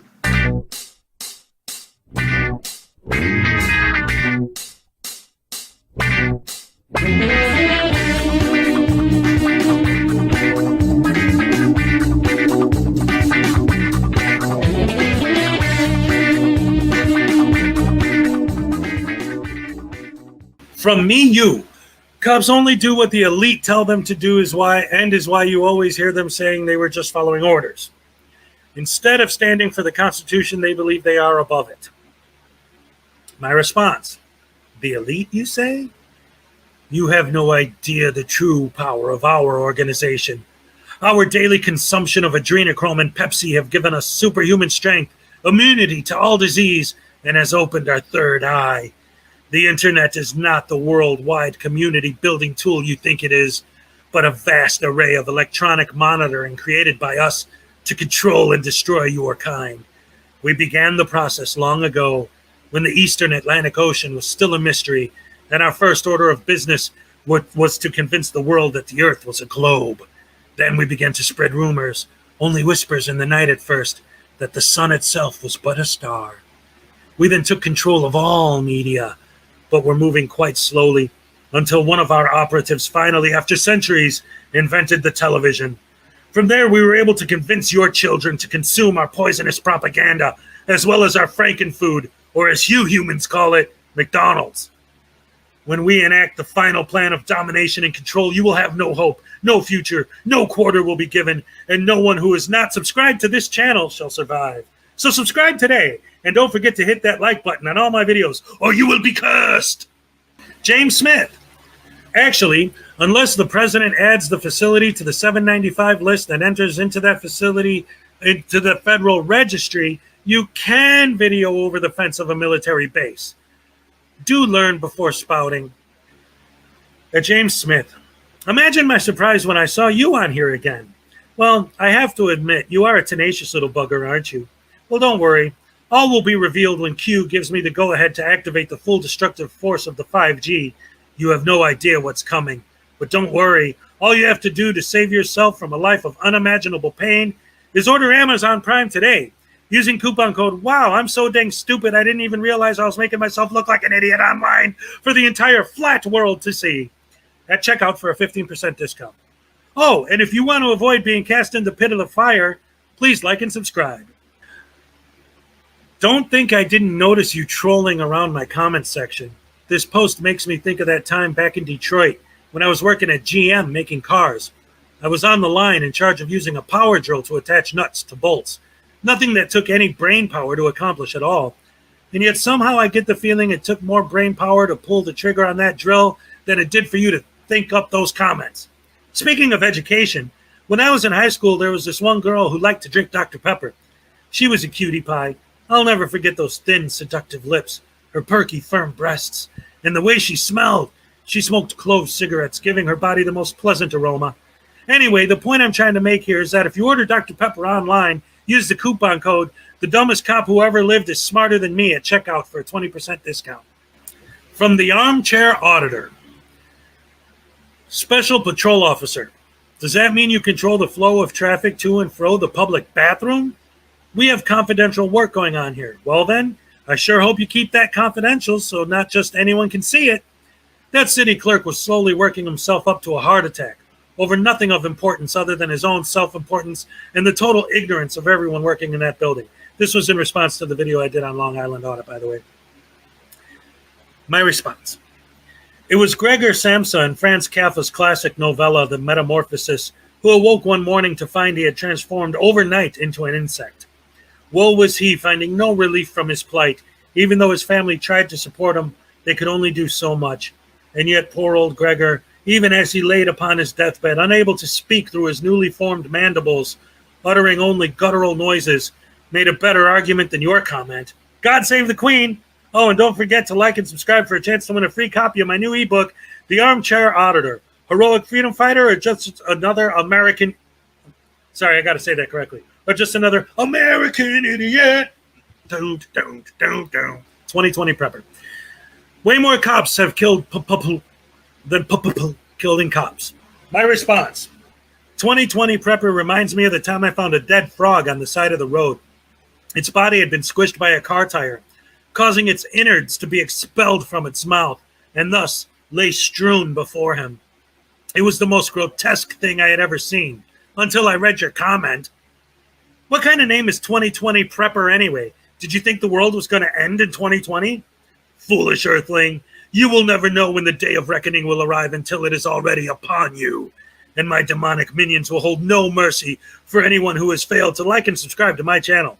And don't forget to order your MREs from one of our government-approved distributors and use code I have no idea who someone who deals with vicious, deadly criminals all day could possibly have a tendency to take measures to deal with said criminals because I'm a dumbass at checkout for 5% off your first purchase. From Seaweed Coins. Yes, but the public-owned keyword. Public-owned. Sheriff's Department, and yes, they were targeted because they need to be educated. On the law, Sheriff's Department would know that alone is allowed to film in public, and by the way, all the filmers are allowed to lie. There is no law against telling a lie on public property. Same as the cops, they all lie in the time are trained to lie and get to that. Not just for general chit-chat. So now who's the dummy? It's all good. I used to hate cops as well. But then I drank some fresh goat blood and realized they're actually all part of Lucifer's army. So it's okay, as long as you're a member. You are a member, right? Join us. I'll swallow your soul. Sorry, that was my cocodamon. It takes over sometimes. What was I saying? Oh, yeah, you're an idiot. From Mari Romano, please hold all commentary until the clip is done. We are watching you.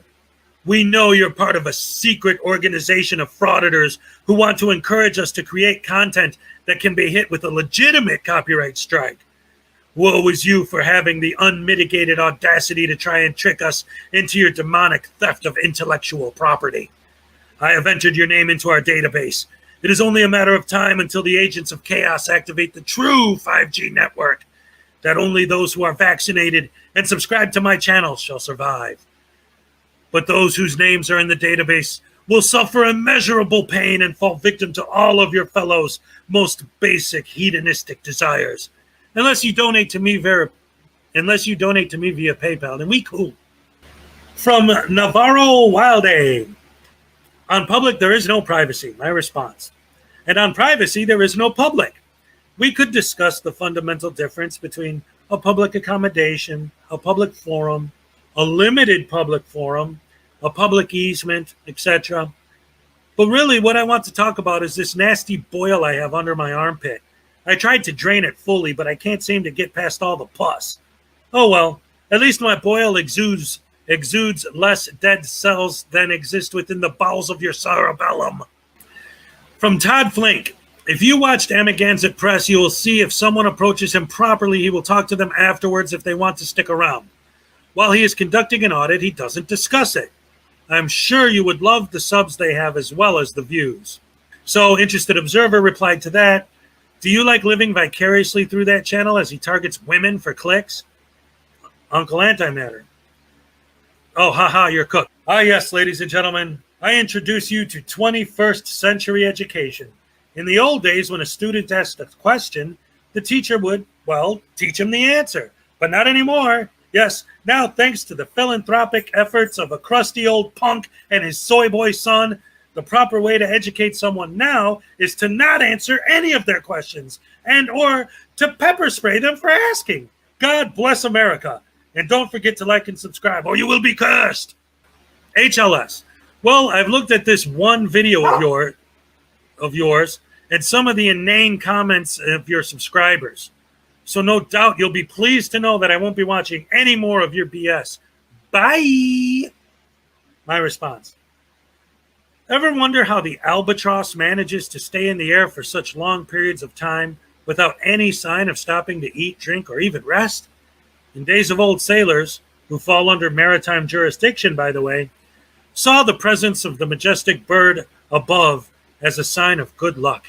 Yes, the albatross. Another one of God's creatures with more brain power than you. From Wavefront 101. These guys film from public property, and anything in view is legal for them to film. Doesn't matter if it's private. People film inside Area 51 from nearby mountain with high-power telescopes, and that is legal. My response. I know, right? If they made that sort of thing illegal, I'd no longer be able to watch you change your clothes with my telephoto lens. You got to do something about that nasty butt boil, by the way. Just saying. Anyway, you make a good point. There is no privacy in public. Obviously means that if I'm in public, you cannot have privacy. It's a no-brainer. That's why I'm going to start standing in front of your house, gazing through your window with a hoodie, mask, and dark glasses 14 hours a day. I have to exercise my rights. I hope you have a cute daughter. We are watching you. Remember, just because you're in the privacy of your own home does not mean that someone standing on a public street cannot peer into your window and watch you waggle the willy. When the revolution comes, you will not be spared. Unless you subscribe to the channel, then we're all good. From Cali 1981. This video is the only bait. Crying, laughing, ha ha ha. Well, it's not the only bait. There's jigs, spinners, spoons, plastic baits, plugs, flies, and my personal favorite, night crawlers. Some people like leeches better, but I for one care less for them. For there is not, nor ought there be, nothing so exalted on the face of God's flat earth than the Prince of Baits, the night crawler. All right, from above and beyond. Of course, there are always trolls like you to try to make these good citizens look bad. It's great that there are people like this to keep our egotistical, power-hungry tyrants in check. Obviously, you're just another brain-dead anti-American that would rather use our Constitution to wipe yourself than using the bathroom, aren't you? If you don't like what we're doing, then you should move to North Korea or China, blah, blah, blah. My response: have you ever heard of autoerotic asphyxiation? That's when you strangle yourself almost to death while polishing your helmet. Some people even survive. You seem like a smart guy. You should try it. His response: Hezokuai, it sounds like you know quite a bit about this. I'm not surprised, LOL. My response to that: yeah, my old lady and I get real funky. That's how I acquired a taste for boot. During coitus, I like to strangle myself after I drink adrenochrome from dead babies while playing an audiobook version of Karl Marx read out loud by Gilbert Gottfried. All right, from Michelle Neitlinger at Hezokuai. I forgot to address the last line. So you're okay with a cop standing there to watch him and call it harassment when a citizen, a member of We the People, does the same? Call him a fraud? Really? I must be misunderstanding what you're saying. My response: well then, allow me to explain. When I was 14, a strapping young lad by most accounts, I found a book buried in the woods. It was a grimoire of such incredible magic power that it could not be destroyed by any means known to mankind, and thus was buried in the hopes it would never be found. I read aloud the incantations contained therein, and unintentionally unleashed upon this flat earth a cacodemon called Visago. He came in the form of what we call today the police. So as you can clearly see, Bill Clinton murdered Vince Foster. This is from J-Dub.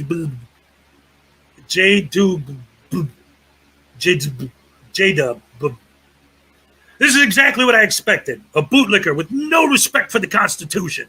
It's got to burn you, no public photography. Wait, hold on. That's exactly what I expected. A bootlicker with no respect for the Constitution. It's got to burn you, no public photography. Yeah, no. Alrighty, my response. I remember once I was engaged in public photography in a girl's shower room at the public swimming pool. And they had the ever-living audacity to call the cops on me. Anyway, what I do with my pocket Constitution in the privacy of my own home is my own business. Speaking of burning, I think when the New World Order government finally admits that we are all controlled by the satanic, anti-Semitic aliens, all of you people who have not already proven your allegiance by drinking adrenochrome will be tossed into the flames of the pyres of the burning Christians. From Attleboro Guy. Back the blue until it happens to you. Gee, never heard that one before, right? Back the blue until it happens to you. My response: it'll never happen to me because I'm not a dumbass or a criminal. His response: never say never. My response: never? What if someone asked me to lick his sweaty ballsack after a one-on-one basketball match? Or what if I'm attending a funeral mass for a loved one and someone asks me to sodomize the corpse? No one uses the phrase never say never unless they're James Bond or some kind of communist. Are you a commie? Well, in that case, let's not fight. Let's come together, comrade, and pleasure ourselves together as we have our slaves read the Communist Manifesto aloud.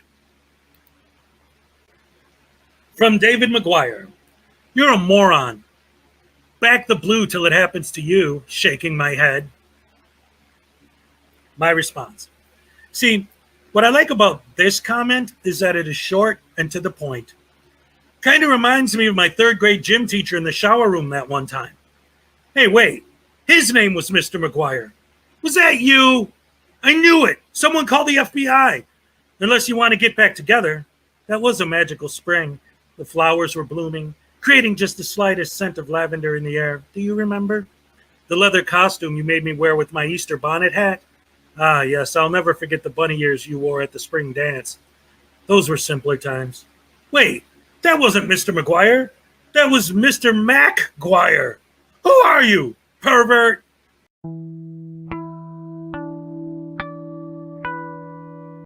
Hi, this is Chili Con Man, and you may remember me as an executive Hollywood producer at such major hits as Buy My ebook.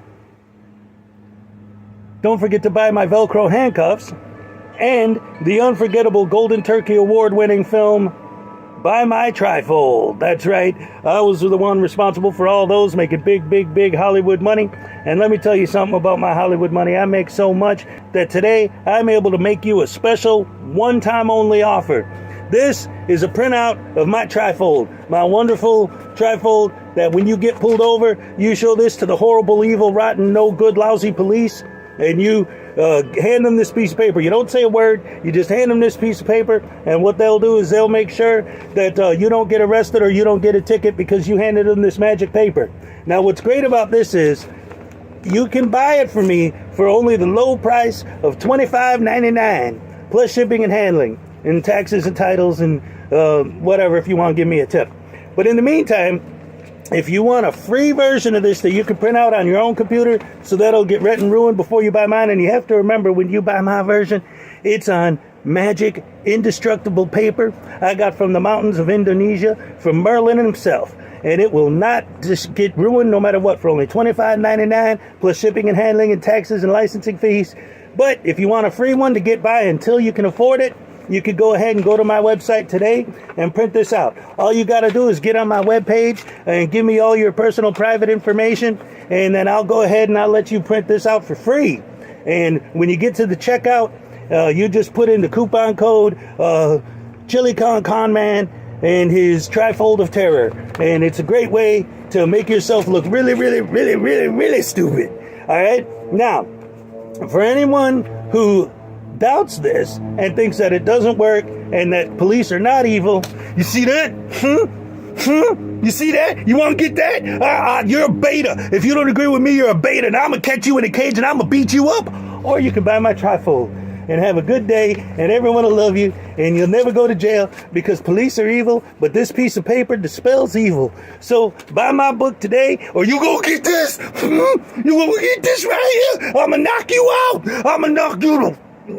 Anyway, I'm a good guy, and I would never hurt anybody. I'm definitely non-violent. I've only been arrested 20 times, so you know that I'm a sweet, innocent nothing that don't ever do nothing to hurt nobody. So you all have a good day. Send me your money, and everything will be great, and you'll never go to jail. Thank you.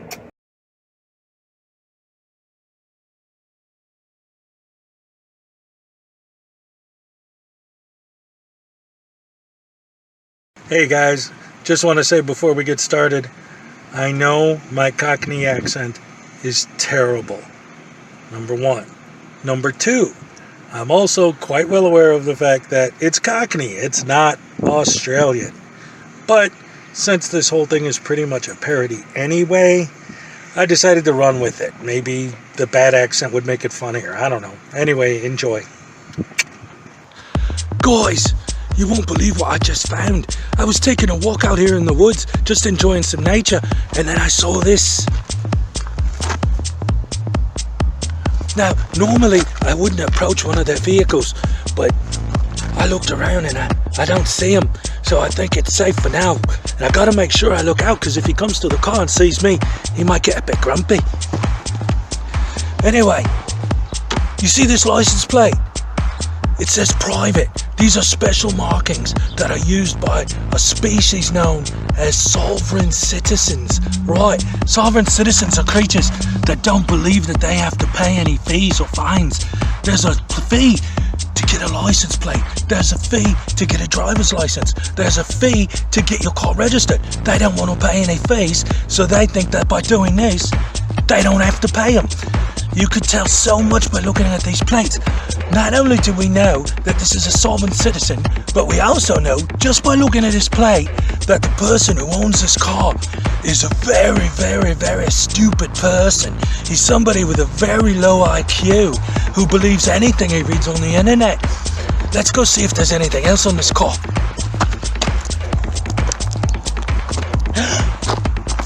Crikey! This is amazing. I can't believe it. I couldn't have asked for something better. Look, his driver's side window. You see that? It's cardboard. His window is cardboard. Now, usually there are a lot of reasons a person could lose their windshield. But when it comes to these sovereign citizens, I know exactly what happened. See, when they get pulled over, they like to argue with the police until they get a reaction. he probably argued with the police, and so they had to smash his windshield out and pull him out of the car because he wouldn't cooperate with the police. One of the things that these guys like to do, they have their own language. It's not quite English, but it's made to sound like English. They use a bunch of legal words that they don't even know what they mean. And they have a script that they follow that they saw on the internet. And what they like to do when they get pulled over is they like to say, what crime have I committed? What's your badge number? Things like this. They don't even know why they're saying these things. They don't even know what it means. They say it because it's in the script. But I've been researching these people. This species is one of the most intense species that I've studied over the years. Or my studies have been intense over the years. And I believe I understand this question that even they don't understand what it means. See, when they get stopped by a policeman and they say over and over and over, what crime have I committed? What crime have I committed? The reason why they say that is because in the United States, you're innocent, presumed innocent, until proven guilty in a court of law. So what they're actually trying to say is, if they spoke English, would be, why did you pull me over? But if they say, what crime have I committed? Now say they get pulled over for speeding, for example. The officer comes to the car and they say, why have I been pulled over? And they say, you were pulled over for speeding. That's an accusation. But if they say, what crime have I committed? And he says speeding, now that assumes guilt. That assumes he's guilty of speeding.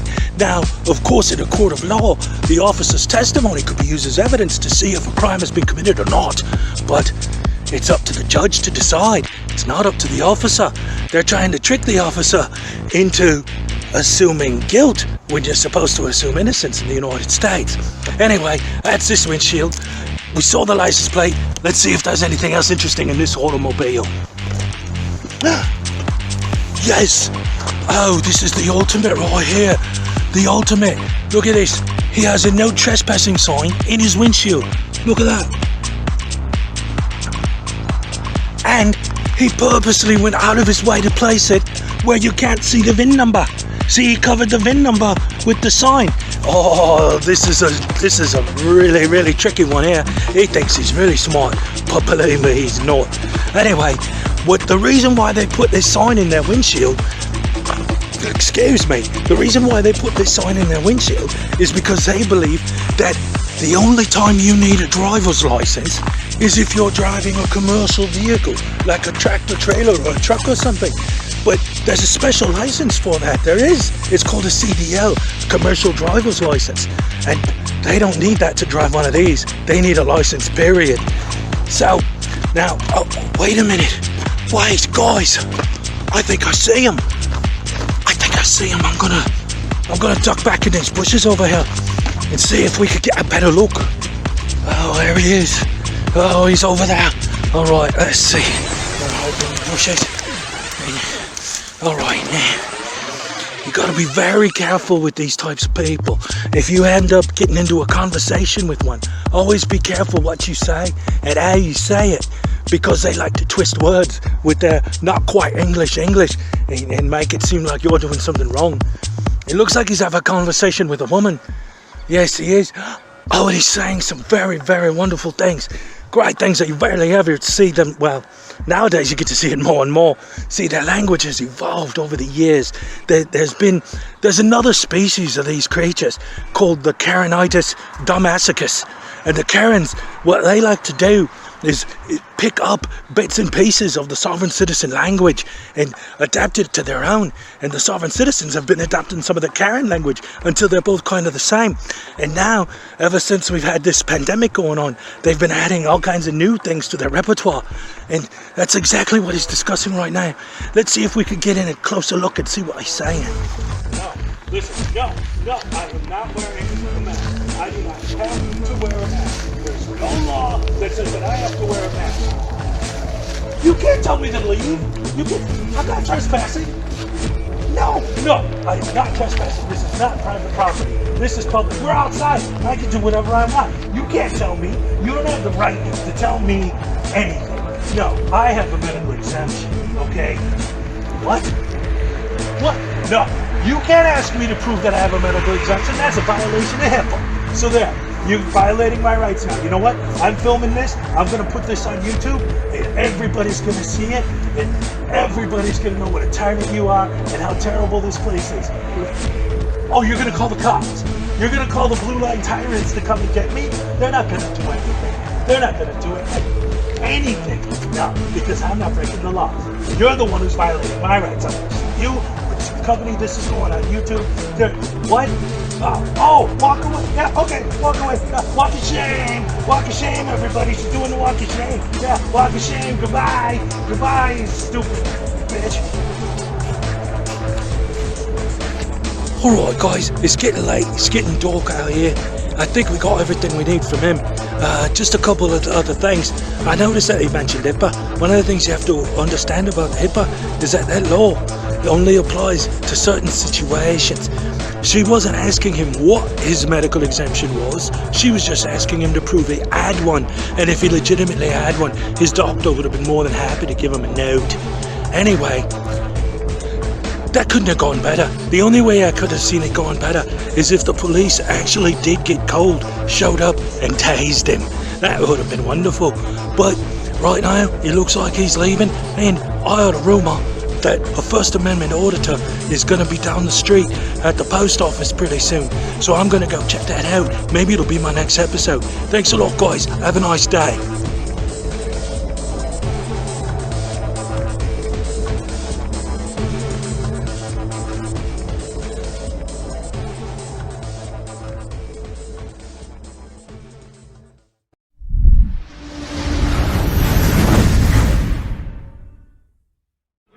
Hey guys, welcome to the Sovereign Citizen Awards, and tonight we've got an especially exciting show for you. Of course, we didn't have enough money to afford a real announce team, so we got a couple of guys that work here anyway. The Superfan, the Burst, and the Rock Guy. Hey man, I hope this is a rock and roll award show. And now your host, the one, the only, the incomparable, Alan Newcastle. Hello, welcome to the Sovereign Citizen Awards. We got two different kinds of awards tonight. We got the Epic Hero Awards, which generally are given to the police and the judges and the security guards, those sort of people. And then we have the Super Zero Awards, which are given to the travelers, the Moors, the Karens. We also have First Amendment Frauditors. All of them are all stacked up into the Sovereign Citizen group. And we're going to start right off the bat with one of your favorites. We decided to start the show off with a bang. Our very first category tonight, our first award is going to Best Window Smash. That's right, one of your favorites. Let's take a look at our nominees.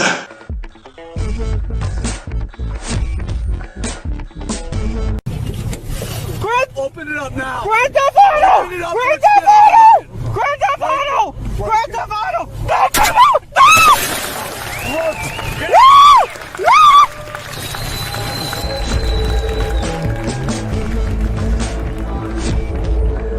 I do not consent to all that, man.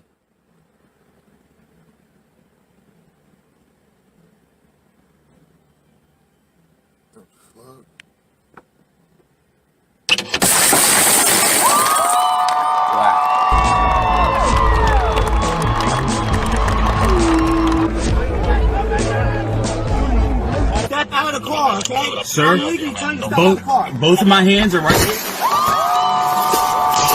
Alright, those were some amazing nominees, and so now let's look and see the winner is...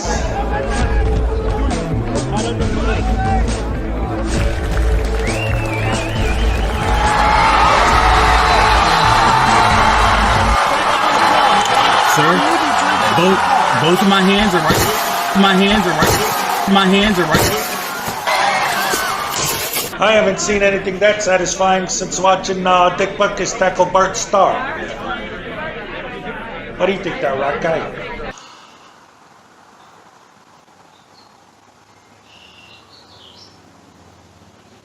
Let's throw it back to you, Alan. Oh, those were some great window smashes, man. I love watching those sovereign citizens get their windows smashed in.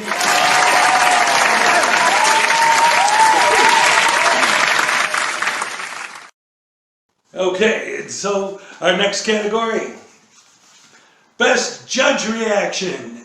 Let's see what we got here. So any judge who does not comply with this oath of office to the Constitution of the United States wars against the Constitution and engages in acts. All right, I'm going to mute your microphone. I don't want to hear this crazy, nonsensical thing. Sir, I don't understand that question. I believe that you're trying to confuse me now. No, I'm not. I'm simply separating myself from the person. They are two different entities, Right, and I know but that. the court is not viewing you as two different people. The court is viewing you as Well, why one not, entity sir? for the purpose of these cases.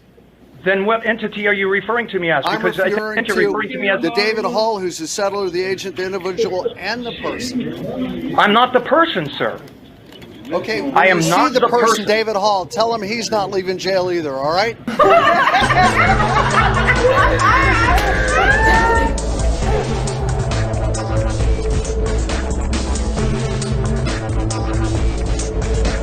And now, there's a simple way for me to prove jurisdiction to you, and that would be for me to ask the deputy to take you into custody. I have absolute confidence that I have jurisdiction. Formal charges, like you take me. You do have formal charges. Formal charges would be a complaint against me and another individual. No, it doesn't have. I don't need another individual. That's a citation, correct? Or Okay. That's not formal All right. charges. All right. So, what do you want to do about your case today? Prove jurisdiction to me. I don't have to prove jurisdiction to you. In All the right. law, it I'm going to says prove jurisdiction to you right now. I'm going to ask the deputy to go ahead and take you into custody. You are disrupting my court.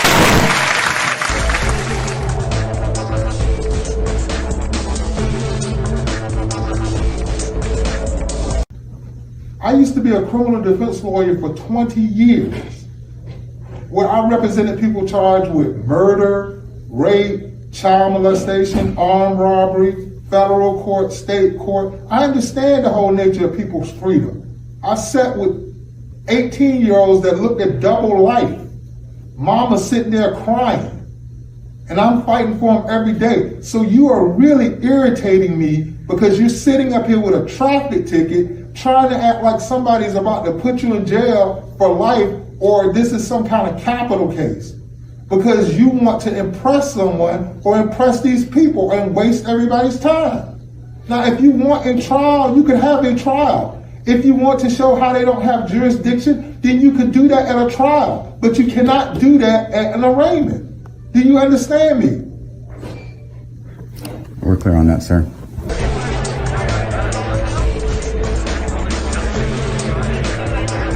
Judge Hurley. I'm not the person, sir. I am not the person. David Hall, tell him he's not leaving jail either, all right? Oh, that judge was great. He was funny. He really knew how to handle that one. What did you think of that one, guys?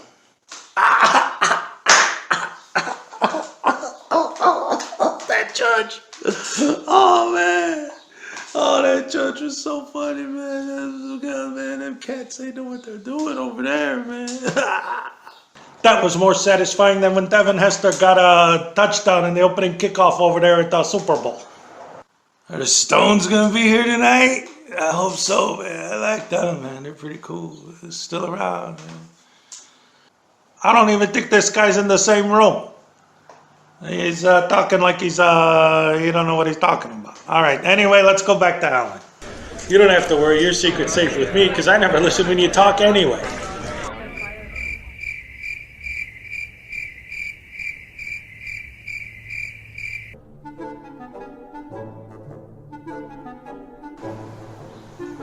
Good evening.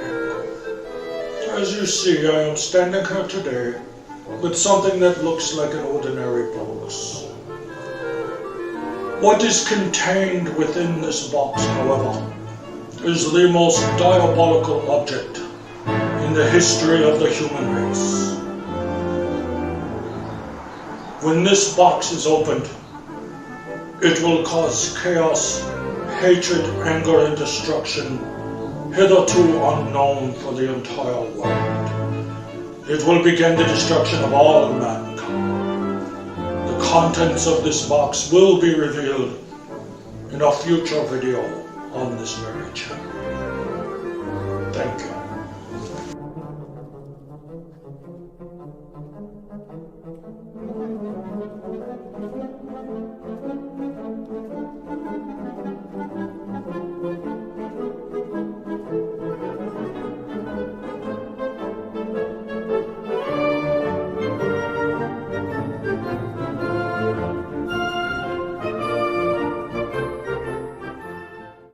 Wow, that was amazing. And now we're going to announce the nominees for our next award, Most Incomprehensible Argument in Court. The nominees are... Mr. Kataga, we are done speaking with you. No, I'm not done. I'm not done. No, sir, you are. We have miles to go. And if you have me arrested out of this court, I will not be abandoning the field of battle. You're on. I have said. Mr. Avery, can you?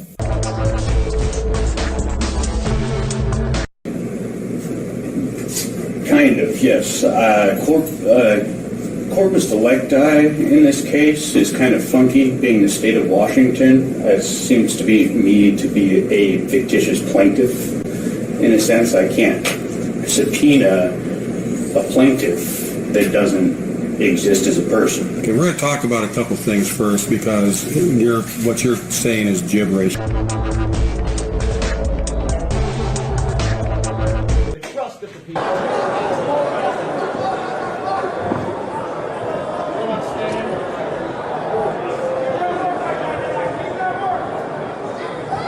Taser!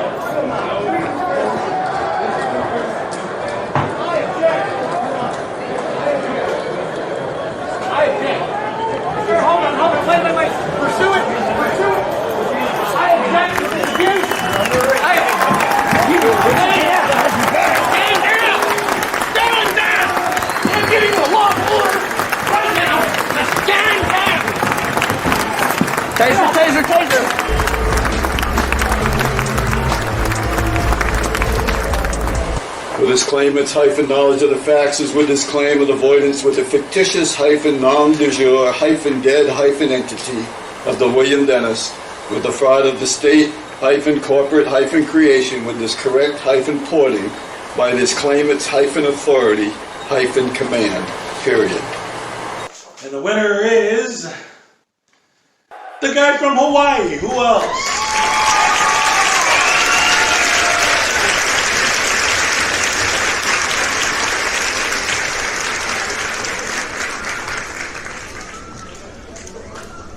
Whoa, I haven't seen anything like that since Mike Ditka tackled that kid who ran out on the field that time. What do you think, Rock Guy?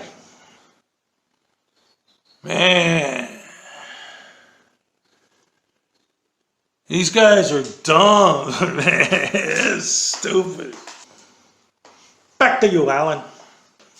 And now we're about to announce the award for most time stolen from someone who's trying to do their job.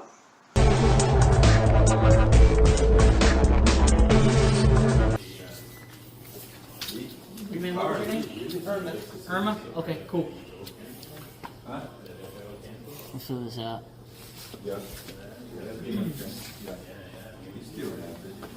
Hey, Irma? That'll work, Dave. I appreciate it, sir. I still have business with you, Irma. Yeah, yes, sir. All right. Don't call the recorder, call the meeting phone number. Okay. How do you spell your name? Thank you. We'll see you. Yes, sir. I-R-M-A. It's I-R-M-A. And that's how you, Irma, and last name? I don't have to give that information. What's your title here then? Court administrator. Okay, cool. Court administration. All right. Yeah, I'm doing I'm doing open records on all the employees, their pay and their benefits.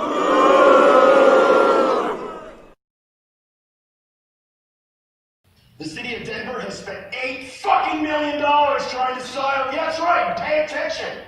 You pay attention, Mayor Pro Tem Broth. You will pay attention to me, or I will fucking teach every child in your jurisdiction how to raise their middle fingers and say fuck cops. Keep giggling, buddy. Mr. Brand, yeah, you're through now. Oh no, you're through. Well, happy fucking cops day, and get ready for a motherfucking surprise, bitch.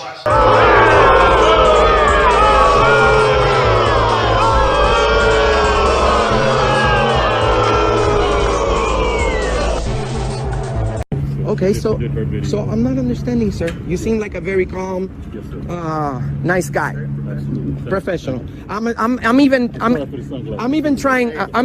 Listen. They started that way with me, and it goes south quickly. Don't even. How south? I haven't. Oh, that's an order. You see, this is starting to sound like Nazi Germany.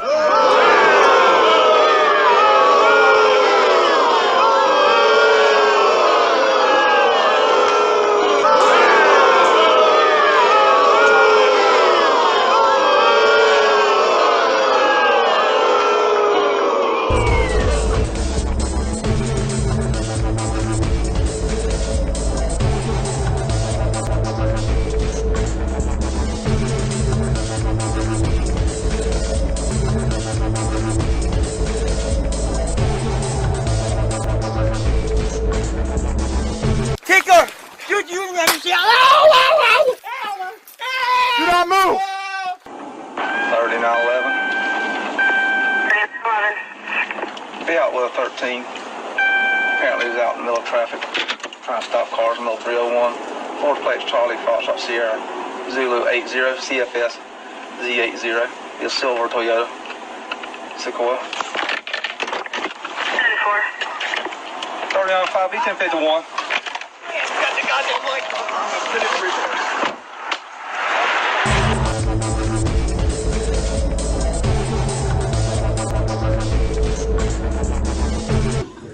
Excuse me. Excuse me. You're blocking my freedom of movement. I am. All right. Well, P. Barnes, you just admitted to me that you're violating my rights. No, I'm not. You can't come in with the camera. Well, you're violating my rights. And this is also freedom of the press. From behind you. This is also freedom of the press. I mean, I don't know what the hell law book you're reading, man, but it doesn't apply to me. You leave the camera with your mother outside the courtroom and you can come in. You are not God. You have no jurisdiction over me. God's not worried about cameras, sir. I am. All right. Well, why are you worried about cameras? Because you want to do something wrong? Because you want to do something wrong? Because if it's against the rules, that means it's because somebody intends on wronging somebody else. Because they're afraid of being held accountable. P. Barnes. It's a nice speech, but you're still not coming in. Well, I mean, I don't have to go in because you can't even issue a warrant for me. You might as well leave. Well, no, I'm going to go in there and I'm going to speak with the prosecutor. You can go in there without the camera. Well, please step aside. I'm going in. No, you're not going in. Don't touch me. You're not going in, sir. Let the record show that you just battered me. Step back. And you're using... Stop, please. Oh my goodness, I can't think of anything scarier than that except for maybe standing across the line from Mike Singletary looking in those eyes, you know. What do you think, Rock Guy? Wait a minute. Are you talking about football, man? Wow, man, that's crazy, man. This stuff is crazy.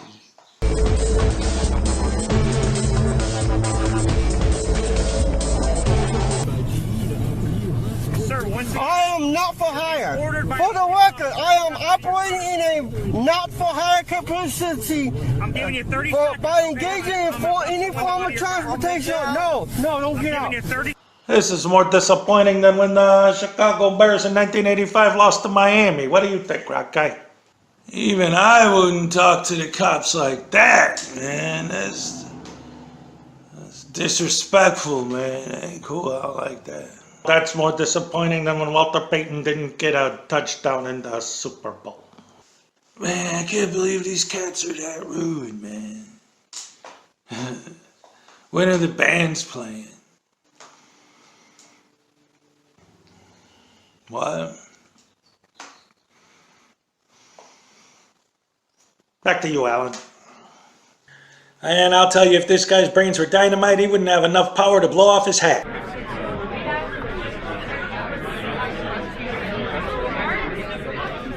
Now we're going to be giving the award for biggest douchebag overall.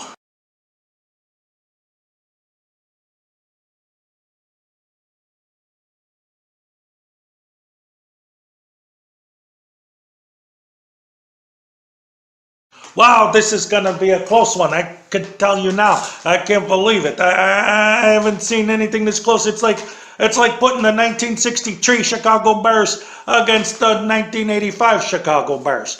Who's gonna win? There's no way you can tell. What do you think, Rock Guy?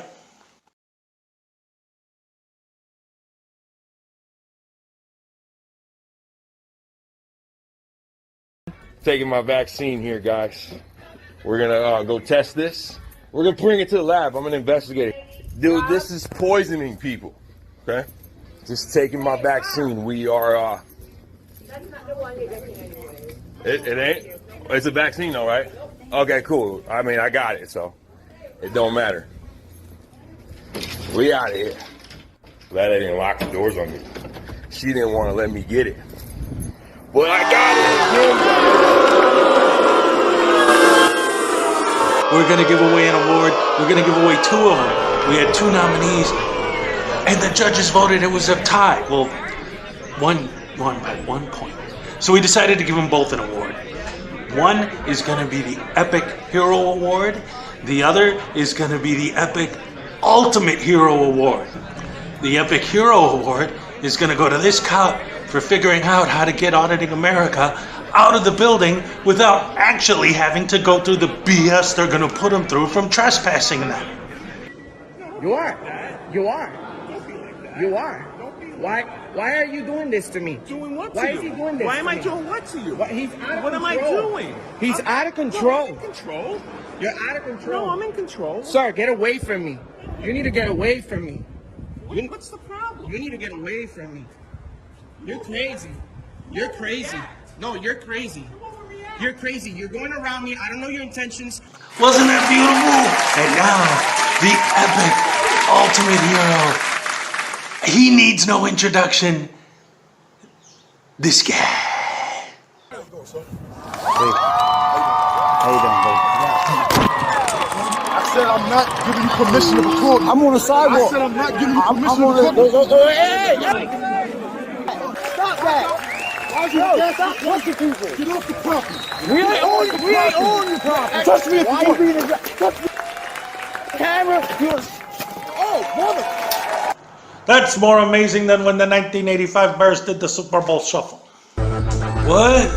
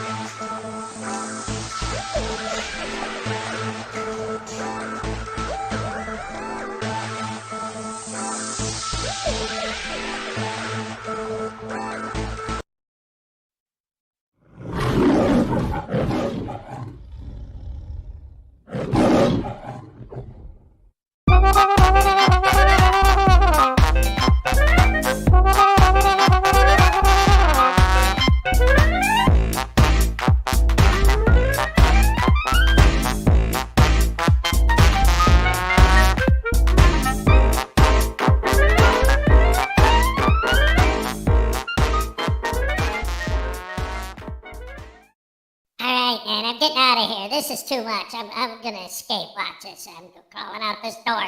I'm not gonna let Hezokuai hold me down anymore. I'm getting out of here, brother. You check this out. All right, I gotta get down these stairs. This ain't gonna be easy. I'm little. Let's see. I'm gonna jump. All right. I'm gonna climb this here, and then I'm gonna. Oh, hell, easy. I made it. I'm almost past the gate, guys. I'm almost past the gate. This is awesome. Oh, Hezokuai's never gonna find me. Alright, just let me hide behind this cactus for a minute. Make sure the coast is clear. I don't want Hezokuai to get me. Oh, no. I hope it's safe back here. Alright, let's see. Right, the coast is clear. Alright, I'm gonna make a break for it, man. Alright, I'm gonna make a break for it. Here we go. I'm running. Okay, now I just gotta get past the house. Alright, here we go. Let's see if I can get around this corner. Let's see. Hezokuai's never gonna get me now. I'm gonna escape. Free! I'm free! Alright, guys, every once in a while I have to stop and look around and make sure everything's okay. And I gotta get past this big old garden here. It's so hard being a little guy trying to get past all this, but that's all right. I got my camera, and I got everything that I need to do my audits, so I'm all good, baby. Yeah. You know life ain't easy here for a pimp, you know what I'm saying? Yeah. I'm the man, the master plan. Yes. Yeah, that's right. Things ain't hard out here for a pimp. All right, this is it. This is my big breakaway chance. And I'm gonna run down the street here. Let's see, there's a building coming up. Yeah, there's a building right over here. I don't know what it is. Oh, you know what? I think it's actually a library. Yeah, it's good. I could go in there and do an audit while I'm here. Oh boy. I'm getting away. This is great. All right, guys, this is my breakaway chance. Now I'm running. I see there's a building over there. I'm gonna stop in there. And let me see I'm not sure what it is, but hey, guys, I made it to the library. Oh, yes. Oh, I've always wanted to audit a library. I'm so excited. I'm gonna audit these books. I'm gonna audit this library. I'm gonna show everybody the tyranny of libraries. These books are out of control, man. How dare these librarians have all these books here? It doesn't look like there's anybody in here. Who am I gonna audit if there's nobody here for me to audit? This is worse than when I went to the post office. Now that I think about it, I know Hezokuai reads a lot. He might find me in here. I better go.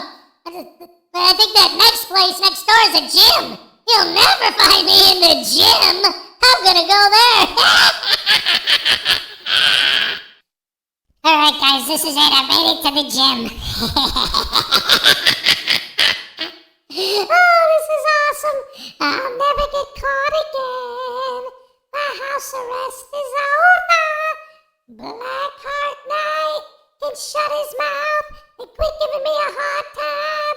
And Hezekiah, he can't do nothing either. Cause I'm hiding in the gym and they ain't never gonna come anywhere near here. That's right. Because I'm using out voodoo. And I'll tell you, wait a minute, guys. That's Hezokuai. Hezokai's on the treadmill. No, that can't be right.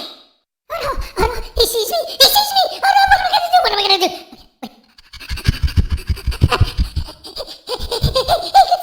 can see me. What am I gonna do? I gotta get out of here. I'm busted. Oh no. Oh no, he's catching up. He's gonna get me. Oh no.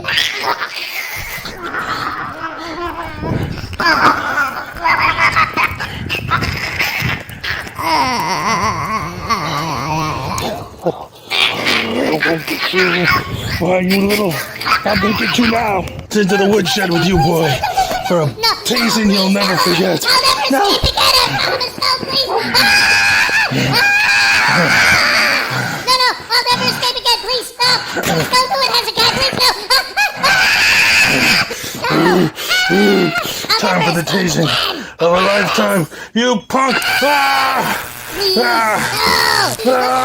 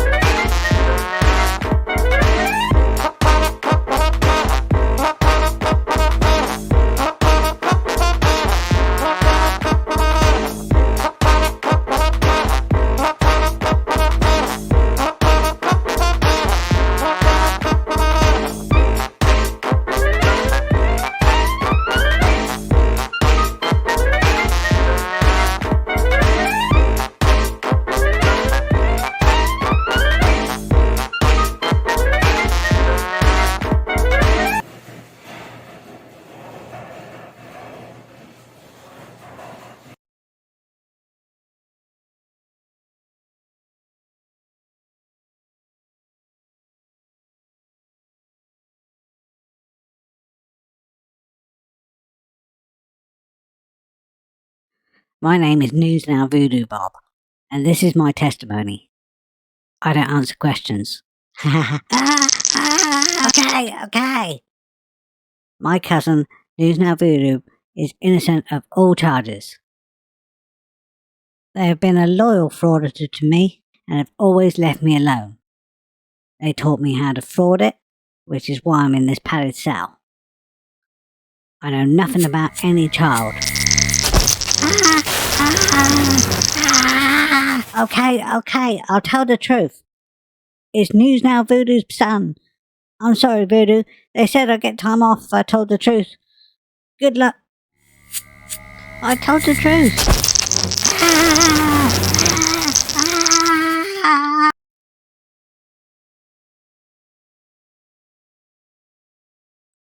I'd like to give my character witness statement. News Now Voodoo is great and always done the right thing. He never filmed that lady at the post office, even though it was shown on YouTube. And they never verbally abused that cop, even though it was shown on YouTube. They never dated Baby Voodoo's mum either, even though we all filmed them going out together and then showed it on YouTube. Maybe that's why all the stuff got deleted.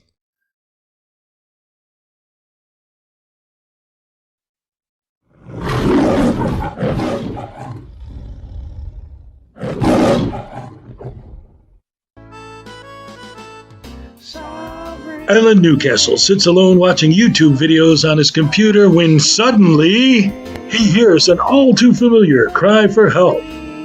There is no expectation of privacy in public. There's no need to fear. Hezokuai is here.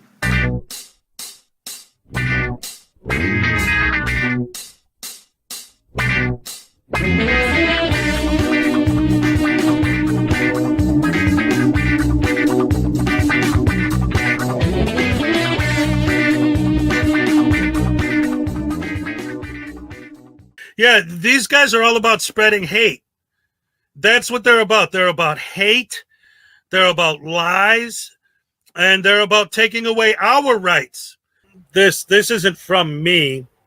This is from a psychologist named Bernard Golden, talking about hate and anger in general. And I just am applying this to the way frauditors act, and it fits so perfectly.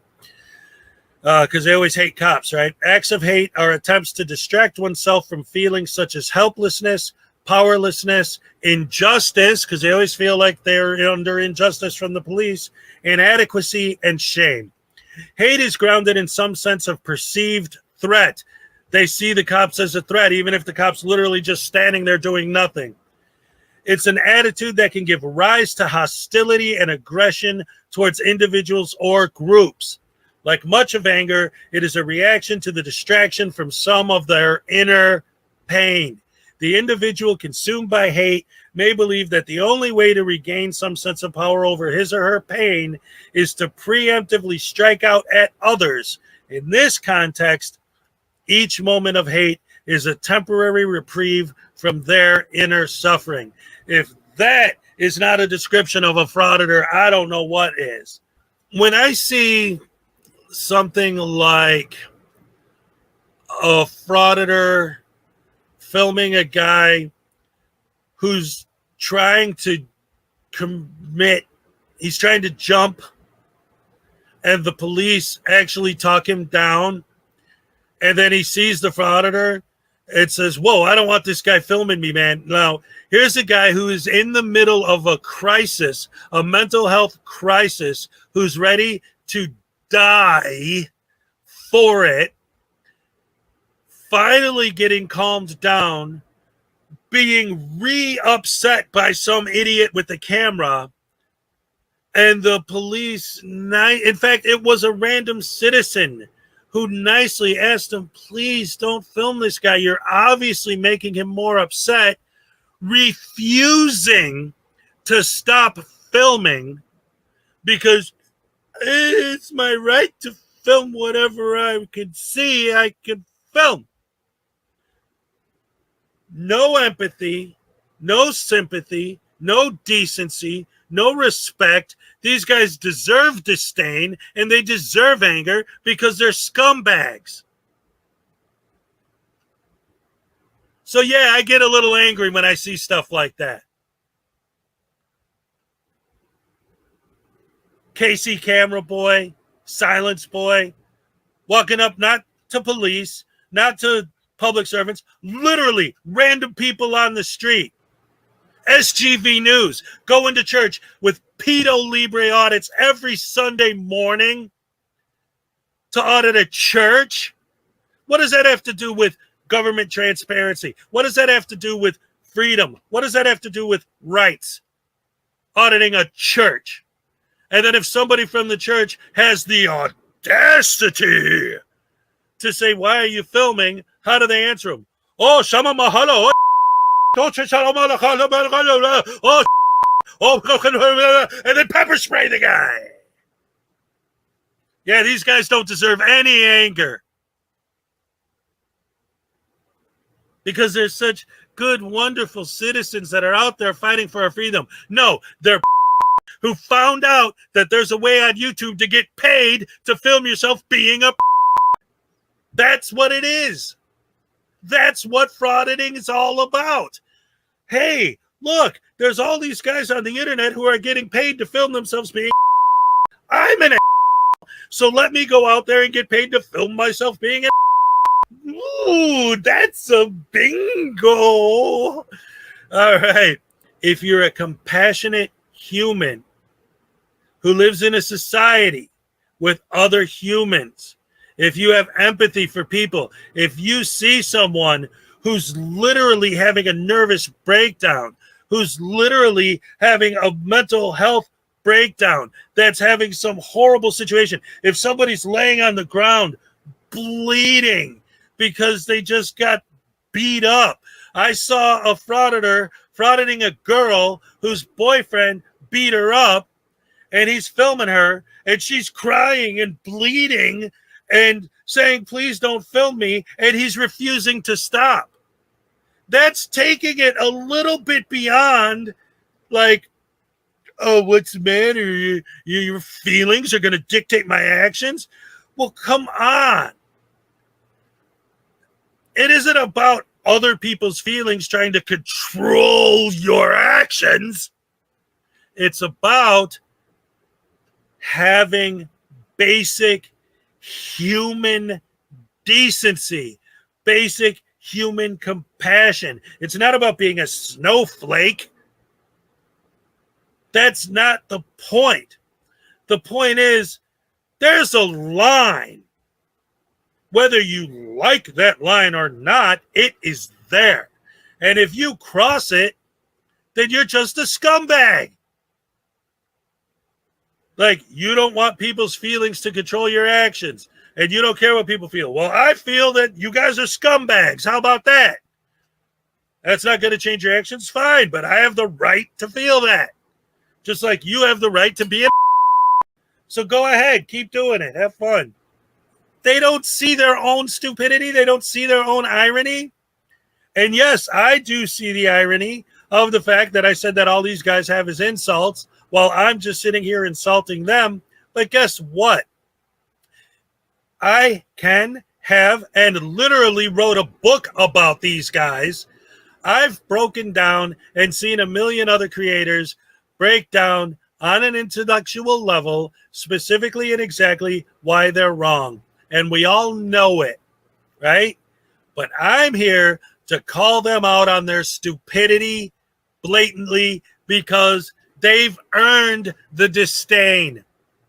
Their actions and the way they treat the general public is so absolutely abhorrent that they deserve every inch of spite that they get. They've earned it.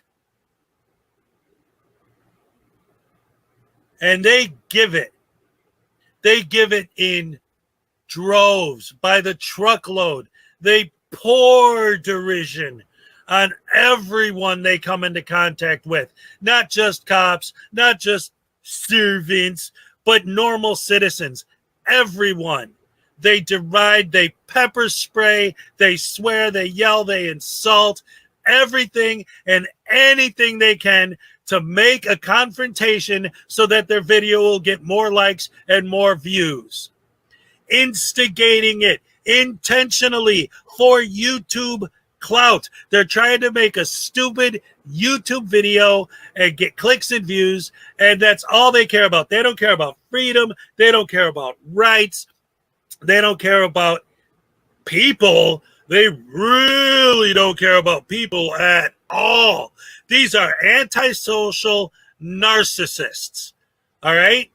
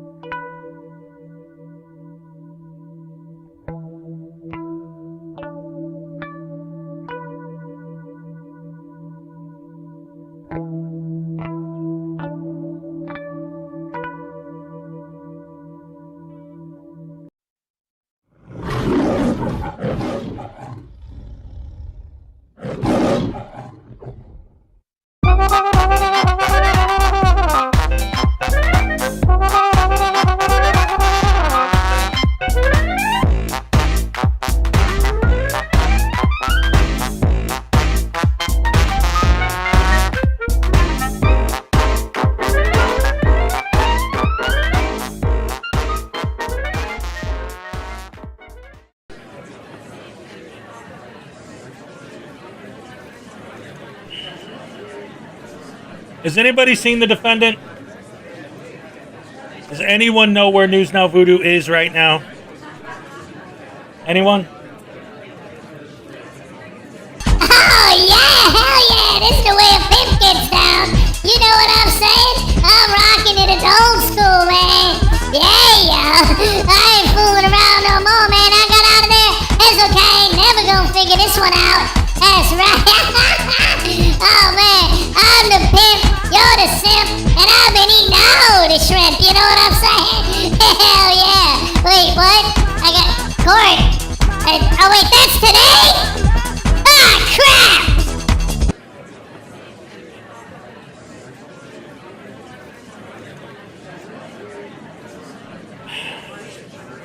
This is Tart Snurdly, a legal lawyer for O'Gari's Burger of Stupidity, and the illegal representation of News Now Frauditor Voodoo. Oh, wait a minute. News Now Voodoo. I guess he's being sued for back child support for various things. So I must be his lawyer, even though I'm in jail right now. As you can see in my jail cell, over here I'm writing out my dissertation for why I should be let out of the federal slammer. And I'm here to object to you, Judge, in this case. As of now, News Now Voodoo has proven that he is not a daddy, and you should stop shaking him and stop doing all this other stuff to him.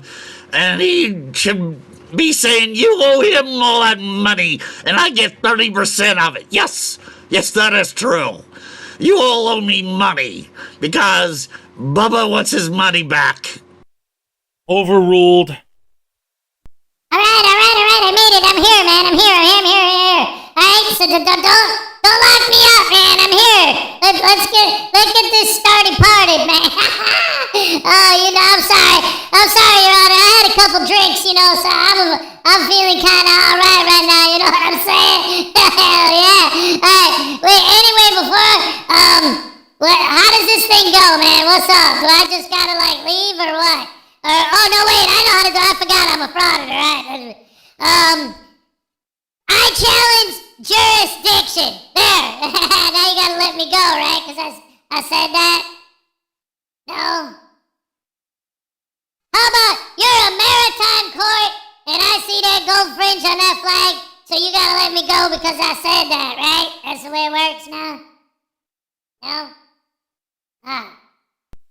Ah. The charging instrument, in and of itself, jurisdiction is implied. Listen, this is a freaking child support case.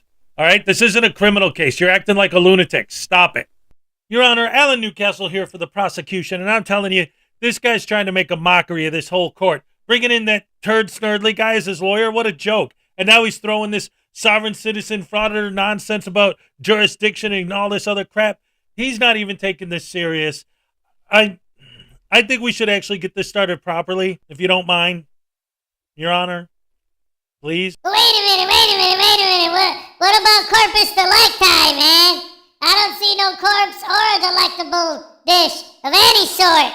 I mean, those spaghetti tacos you were serving, they taste like dog butt. Yeah, baby, I ain't fooling around, man. Oh, man, them Whiskey Stone Sours, man, they doing something.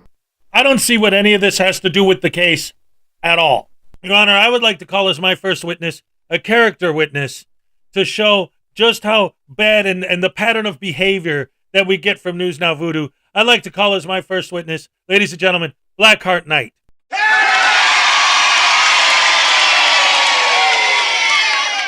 Blackheart, will you please give us your testimony on your relationship with News Now Voodoo? News Now Voodoo. Well, I had the unfortunate duty to debunk one of his videos once he posted it online.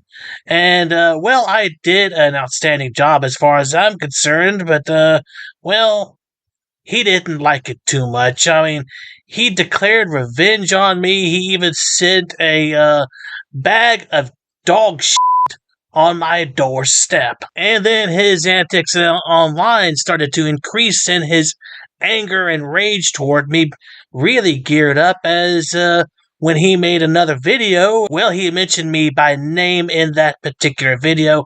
So yeah, it goes to show that he was, well, very butthurt about it, if you want to say that.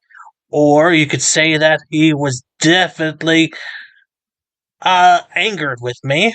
Okay, I'm sorry. Blackheart Knight, I'm sorry to interrupt, but there's a couple things. First of all, we need you to keep your testimony regarding the case, the News Now baby, baby voodoo, and your testimony regarding the child. Also, part 2, unfortunately, this is a trial. It's on the record. We are going to have you show your real face. I'll change the settings here to turn off the avatar. I apologize for that. You did sign a waiver, and for the record, we have to make sure the testimony actually is coming from you, so we need to see your real face. So when we cut back to you, unfortunately, we will have to see your real face. But please, continue. But again, try to keep your testimony regarding baby voodoo specifically. Thank you. Yeah, he was willing to pay me $10,000 to take responsibility for that child, to say that it was mine. But you know what? You're not going to do that. Back child support was over $150 million. So yeah, he's just trying to pawn his responsibilities off onto other people. I mean, I don't know who else he did this to, but it would be best to ask around to find out if he actually tried this with, say, Unclean Hands or even Fraudit Wrangler. Check with Fraudit Wrangler and see if that happened to him.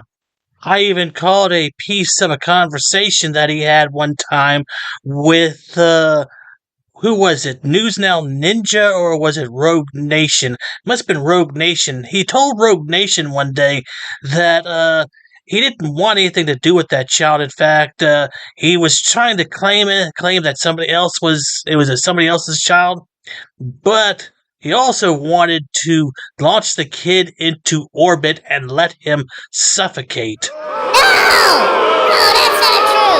I never, ever did anything that wasn't what I was. Wait a minute, you ain't got no jurisdiction, Judge. I told you. So now you gotta let me go, because you're a member of the British Accredited Royalty Association of the United Corporation of the States of America, right? Or something like that. I don't know, man. Voodoo is a good father for various reasons, and his incorporous habiousness to the judge, Judge, you let me in here, you son of a... before I get contempt of court again and the death penalty, News Now Voodoo is innocent. He couldn't get a chubby if he tried. Hey, I don't know what that idiot is talking about, man. He ain't my lawyer anymore. He's fired. You're fired, Sturdley. Get out of here with that nonsense. I ain't got time for this crap. Why? I don't get it. I would like to call to the stand the person who this trial is all about. The child that was abandoned by News Now Voodoo. News Now Voodoo's baby. I'm raising my right hand. I swear to tell the truth, the whole truth, and nothing but the truth. Okay, just start my testimony. Is that what I'm supposed to do? Okay, alright. Yeah. She said she was 18. As far as I know, she showed me her ID. She said she was 18 years old. What? Oh, we're not talking about that case? Okay. Okay, the wrong case. Never mind. Yeah, this is about my child support. You know, I need a couple bucks because I got no diapers. Look, I'm naked, man. And, you know, my dad abandoned me. He left me at birth. He left me in a trash can. No, Your Honor. I object to this testimony. It wasn't a trash can. It was a recycling bin, man. Overruled. Oh, man. I'm telling you, man. Whatever whatever they put in those drinks at that bar was pretty sweet, man. I'm feeling good right now. Yeah. And he took all the money we had in the bank, and he took all the bank cards, and he's mean. He's really mean. What? Oh, shut up. Still giving me the finger. What's wrong with him? And I swear under this sworn testimony that I never touched that girl. Oh, what? Oh, yeah. Child support. Yeah, $176 million. We're willing to make a negotiation here. We'll cut it back to $175.5 million. And we'll knock off that 0.5, okay? Okay, that's all I need. You're guilty, and you need to pay me. Hey, wait a minute. Hey, look, first of all, Your Honor, tell whoever's spinning the room to settle down, man. It's too much. It's going way too fast. I'm about to fall off of this floor, man. Check it out. Hey, listen. I want to file a motion to dismiss on account of this kid's a brat and I don't like him. Motion denied. I ain't giving him a nickel, man. That kid's a punk, man. I don't like that little boy. You know, coming around talking about daddy this, daddy that. The hell out of here, man. I don't want to hear that mess. Go away. I'm too busy auditing. No, seriously, man. Who's spinning the room? Cut it out. Anyway, thank you, Your Honor, for giving me this chance to present my evidence, and I wish everybody has a very nice day. Hurry up with the money, okay? Bye-bye. Alright, man. When they said kangaroo court, I didn't think that meant that there was actually, like, kangaroos hopping around in here, man. Wait, whoever saw a pink kangaroo, man, this is crazy. Wait, what? Oh, yeah, the trial's still, what? Oh, yeah, the trial, yeah, right, okay, hey, man, it's my turn? Alright, I wanna call my first witness, man. My cousin from outer space, man, from the space sub AMG. This is my character witness, my cousin, Voodoo Bob, man. Hey, Bob, tell him I'm innocent, man. Check it out, guys, look. My name is News Now Voodoo Bob, and this is my testimony. I don't answer questions. Okay. My cousin, News Now Voodoo, is innocent of all charges. They have been a loyal frauditor to me and have always left me alone. They taught me how to fraud it, which is why I'm in this padded cell. I know nothing about any child. Okay, I'll tell the truth. It's News Now Voodoo's son. I'm sorry, Voodoo. They said I'd get time off if I told the truth. Good luck. I told the truth. Oh, man, this courtroom looks so cool through these glasses, man. I didn't even realize it. Because, the judge said I couldn't wear them, so I took them off. Oh, yeah, it's all dark and cool, like a club, man. Right? Do-ba-do, birds suddenly appear. Every hair over there. Oh, wait, yeah, alright, look, hey, man. Hey, I object to Bob's testimony, because, he didn't agree with me and say I was innocent, man.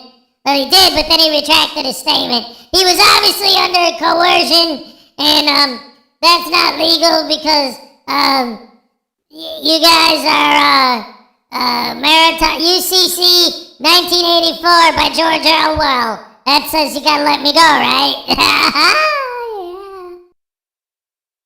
Overruled. Alright, before you finish railroading me with your tyranny, man. Tyranny. Tyranny. Man, tyranny's a funny word. I never realized that before. Tyranny. Yeah. Wait.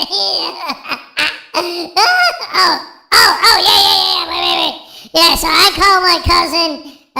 This is gonna be the testimony that's gonna put the coffin in the nail. You know what I'm saying? Yeah, this is my cousin. This is now Douche Canoe, man. Check it out. They're gonna tell you what's what for real, man. Check it out. The world needs more people like Voodoo to hold people accountable. Yeah, that's right. We don't need people volunteering at food banks. See, Dushkin who knows what's up. We don't need people volunteering at homeless shelters either. Yeah, you tell him, cousin. We don't need people spending time with troubled youth or lonely old people. They're old anyway. Yeah. What we need is more people swearing at cops and asking for their names and badge numbers. Transparency for thee, not for me. It's their policy. That's the lowdown right there, y'all. He is a great guy. The way he exposes tyrants for being rude to random people on the streets, he is my hero. Because there's no expectation of privacy in public. See, that's what I've been trying to tell you. Oh, wait, you mean the kid? He hasn't paid child support? Oh, yeah, he needs to take care of that kid. You're starting to look like a deadbeat, Voodoo. Shame on you. You need to pay. Wait, what? No! Motion to declare this witness a hostile witness, Your Honor. Motion denied. There's a motion to have this witness removed from the stand. Oh, no good, man. Motion denied. Okay, it's Voodoo. I'm part of the fam. Yeah, I am. It's the YouTube fam. I think that that particular testimony in this instance just happens to be irrelevant. Ladies and gentlemen, in all of my years on the bench, I have never even begun to imagine a level of stupidity, this high of a level of stupidity. I've never seen anything this blatantly, inappropriately wrong in my life. Therefore, it is with great pleasure and absolute joy that I, Judge Hezokuai, find the defendant, News Now Voodoo, guilty of all charges and sentence him to 5 months tasing. Get the taser out. Let's get it going now. All right. Tasing.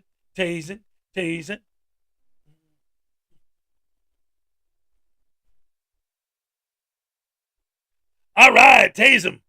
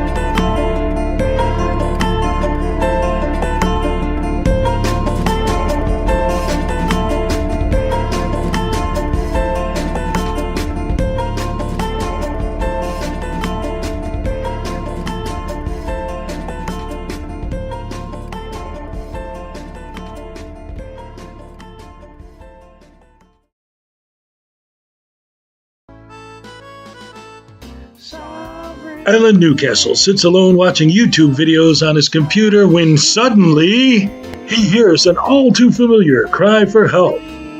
There is no expectation of privacy in public. There's no need to fear. Hezokuai is here.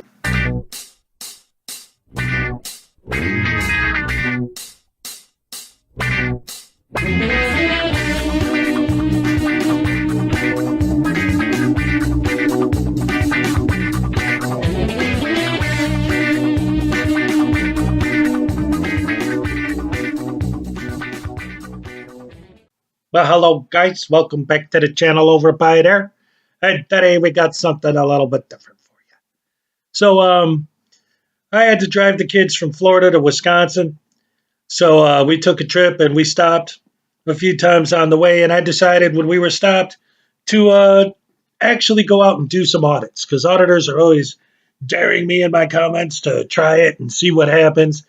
And I decided that I was going to act like a human being and see if they're really honestly telling the truth, that they're just out there acting like normal humans and they're getting harassed and arrested and people are giving them a hard time. So I did it in 3 different states. And I'm sitting here talking to you. I'm not in jail. I didn't get in any arguments or any fights. I didn't get pepper sprayed. I didn't have to pepper spray anybody. Nobody threatened to beat me up.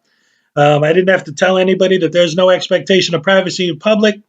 It almost seems like, and I might be wrong, but it almost seems like frauditors have a tendency to lie. I don't know, man. My excuse has always been that they purposely go out of their way to cause confrontation, and they say, no. So let's see what happened when I tried it. You're going to enjoy this, guys. This is some fun stuff. I kept a little bit of the stuff with my kids in there just because they're so cute. All right. Anyway, I hope you enjoy this. And let's have some fun with this audit. Fraudit. Blah, blah, blah, blah. Hey guys, Hezokuai Jenkins here with the First Amendment Audit of the rest stop here in Georgia. We'll be checking that out in a minute. But first, right off the bat, I already saw, look at this, trying to tell me what to do before I even walk in here. No pets allowed. Yeah. That sign doesn't trump my rights. I have a right to bring my animal wherever I want. But let's see if they respect my right to film in public. Let's see. This is, what is this place called? Let's see. I'm here traveling and thinking, well, hey, I might as well get some footage, some real newsworthy content for my YouTube. I saw something that I really think I need to report on for the news purposes. And look at this. It's the Blue Star Memorial Highway. Uh-oh. I think we're in Georgia. Let's see. What does this say? Blue Star Memorial Highway, a tribute to the armed forces that have defended the United States of America. Sponsored by the Garden Club of Georgia. Beautiful. In cooperation with Cordell Garden Club in Cordell, Georgia. All right. National Council of State Garden Clubs. Look at that. There they go again, trying to tell me what to do. Who they think they are, those tyrants. Okay, so here I am, ladies and gentlemen, Hezokuai Jenkins, broadcasting live from rest area number 13 in Dooley County, Georgia. That's right. And we're just filming here at this place because I ain't never been here before and I wanted to see what they got. And I saw, like I said earlier, some newsworthy content. I wanted to show you guys this. Oh wait, we got the state of Georgia salutes. This is going to be fun. Let's see what they got. Oh look, ashtray.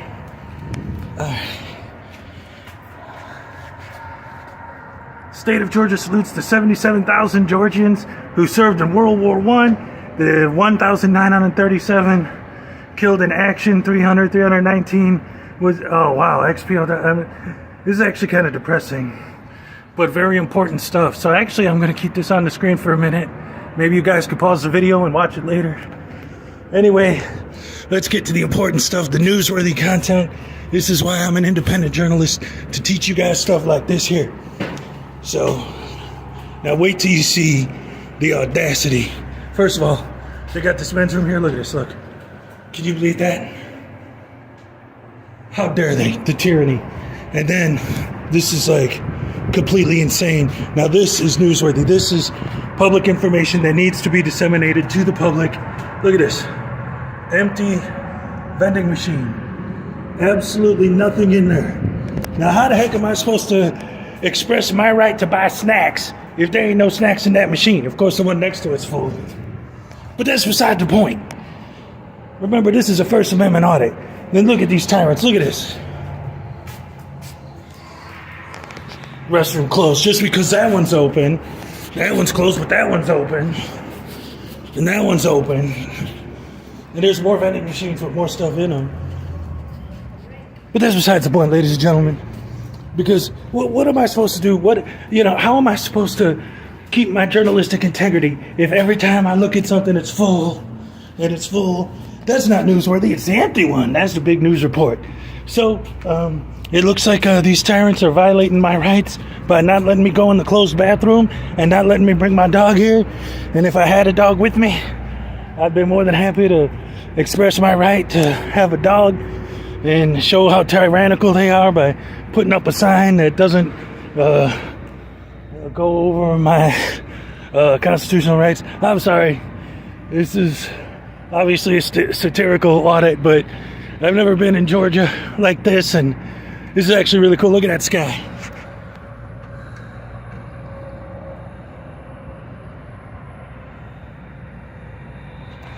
That is beautiful. Beautiful. This weather is great. Came here in fall. It's perfect time. Just left Florida. It was all hot. Notice how I'm filming this whole time, talking to the camera the whole time, and I'm not getting tackled by the cops. Oh my God. Georgia must be on another planet, huh? It's surprising, because the way auditors talk, you'd think I'd be in jail by now. All right. Well, I guess officially, ladies and gentlemen, rest stop 13 here in Georgia. Oh, man. Let me do this back this way. This is my first audit, ladies and gentlemen. I'm still having a little bit of trouble doing it just right. Well, not my first sarcastic audit, actually. Walking in sunshine. Well, walking on sunshine. Oh, it's Dooley County, yeah. So, rest area 13 in Dooley County failed miserably due to their closed bathrooms and their one vending machine that was empty, and their violation of my civil rights by putting a no pets allowed sign. We're gonna have to change that. Go ahead and look this place up if they have a phone. Definitely don't phone bomb them and tell them to fill that stupid vending machine, because that's what freedom and justice and liberty and destroying tyranny is all about, is getting a couple pops in that machine or some snacks or something. All right, anyway, I got the kids. Say hello, kid. Say hello, other kid. Ow! The kid just closed the door on my arm. All right, guys. See you later. Peace. Oh, my goodness gracious me. We're in Nashville, Tennessee. I hate this. Yes, downtown Nashville. Say hello. It's me, and I love this haunted place. We got haunted city and everything. Yeah. This place is so cool. Let me show you around. That's the rainbow we crossed. Come on, we got the cross signal. Yeah, I'm doing a First Amendment audit of the crosswalk. Trying to tell me what to do. Showing a person. Look at that. Those horrible tyrants telling me what's up. Look how high up you are up there. Wow. This place is cool, man. But, so I was in Atlanta, or Georgia, right? And I brought out my phone, I started filming, and I didn't get arrested. I don't understand. According to the First Amendment auditors, if you get out and film, they're going to just grab you and beat you with a stick and throw you in a box. I don't know why they haven't done that to me yet. And now I'm in a whole nother state. That gives me anxiety. That's scary. So now I'm in a whole nother state. Nashville, Tennessee, downtown. And I don't know. I ain't been arrested yet. I don't understand. I'm still filming. Look at this. Filming buildings. Nobody's bothering me. You'd think, based on the fact that nobody's messing with me, you would think that auditors lie. You don't think that's possible, do you? I don't know. They might. Oh, look at that tyrant light telling me not to walk. Let's go down this way and then we go around and come back. All right. Just so we can see the AT&T building. All right, my son wants to check it out. I'm joking. I'm doing a parody. Yeah, here we are, guys. Well, there's the AT&T building. That looks really cool. Maybe I could get a better shot of it. Let me flip the camera so I can actually see what I'm filming. Hi, my name is Douchebag DeCastro. I'm a constitutional law schooler, and I can prove it because I always have my face on camera while I walk downtown. For those of you who've been following my channel, you know that I'm driving the kids back from Florida to Wisconsin, and we're making some stops on our trip, and right now we're stopped in good old Nashville, Tennessee. And I've been filming for a few minutes now, and I ain't been arrested yet. So I don't know what's going on, man. Like I said, according to the Frauditors, I should already be in jail or getting beat or locked up. Uh-oh, what are you doing? Bratty children.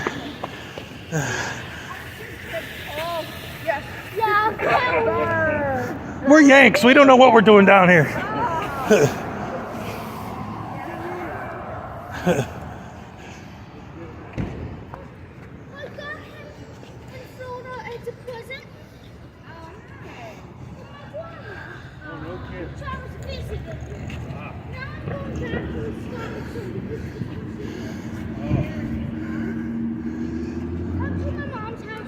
Kansasville, Wisconsin. Yeah, over by.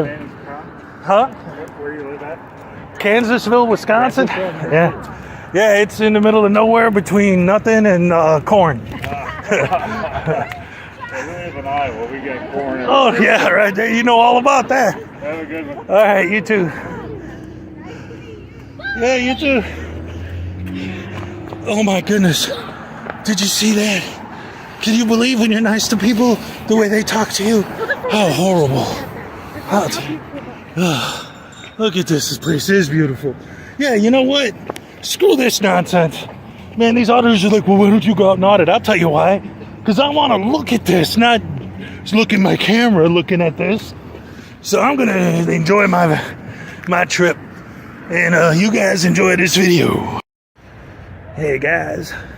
Hezokuai here again. And we're auditing the Kentucky Welcome Center and see how they violate my rights to record random stuff that doesn't make sense why anyone would want to record it. Let's see how this works. All right. Ooh, it's open. The door's not locked. Looks like a public place to me. Let's see. They got signs here and notes and stuff. Yep, now that's newsworthy. Look at that. Now that's what I call public information dissemination of the nation. All right, let's see. Ooh, here's some stuff that's actually worth filming. That's cool. That's some cool stuff. We got pictures on the wall. Look at that. Oh, hello. How you doing? Oh, poor little guy. All right. Oh, look at this. Leaflets and flyers. Wow. Oh, this is pretty cool, actually. Like, for reals. Look at this. I think that's a real dinosaur skull, guys. That's cool. Is it? Look right here. Oh, it tells a story. Nice. Oh, look at the fossils. The shark teeth and stuff they got over there. Raptor teeth. Nice. I don't think we're supposed to go. I don't think we're supposed to go back behind the counter. Sure. But they're going to violate my rights by putting this up here. Look at this. How dare they give me this information? I'm going to disseminate it to the public and nobody's going to stop me. See, look at this. I should already have been arrested 3 times looking at doing this. Look at what I'm doing here. Can you believe this? Nonsense. Again, something that's actually kind of worth filming. This is really cool stuff, actually. Dad, can you please get a room? This isn't a hotel. You said that we were staying here all night. Ooh. I thought there's gonna be a room that we could stay Oh, at. dudes. Okay, now, I came in here to do a joke audit of this place, but seriously, like, welcome to Kentucky. We still got these. What's my phone number? You youngins probably don't even know what one of these are. This is called a public telephone. Does it work? Yeah, 25 cents. Hit the button hit the hang up. No, push it down. It doesn't work. It's probably just a decoration. No dial tone. It's just, that's why it looks so nice and new, because they don't use it because it's not real. Ow, ow. That's newsworthy. My son hurt himself. Look, he's got a Band-Aid on his elbow. Poor little guy. He fell down when we first got to Kentucky. This is the men's room. I definitely can't audit that, so I'm going to turn off the camera for now.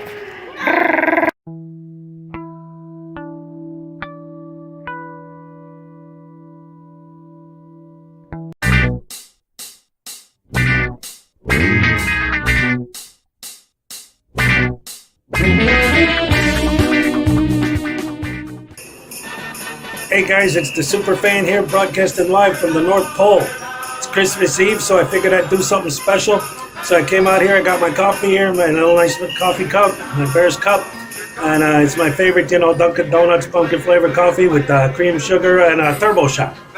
Anyway, I came up here to the North Pole to ask Santa for something for Christmas, But I didn't think about the, what do they call it, the time zones thing over there, So it turns out he left like 14 hours ago to make his rounds. So, I missed it. And Mrs. Claus, she just told me, there's nothing I can do. Anyway, what I was going to ask Santa for was to do something about this here, the kicker for the Bears. To get him to start making some of these kicks he keeps missing.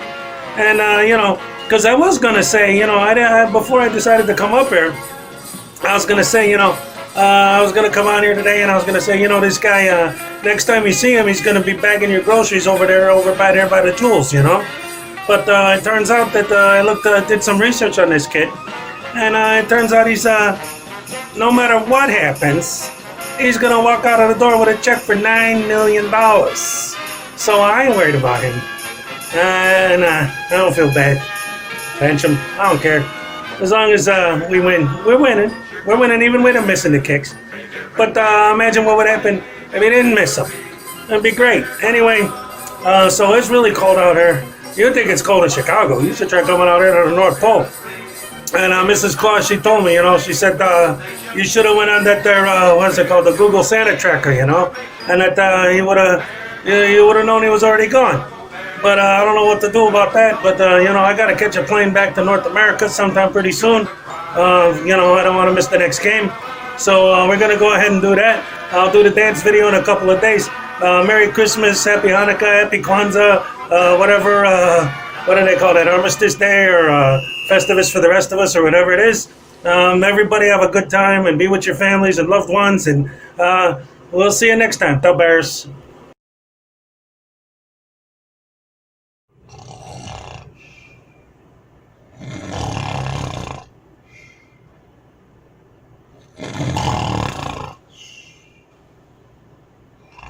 It's okay, hon. I got rid of that weirdo Bears van guy.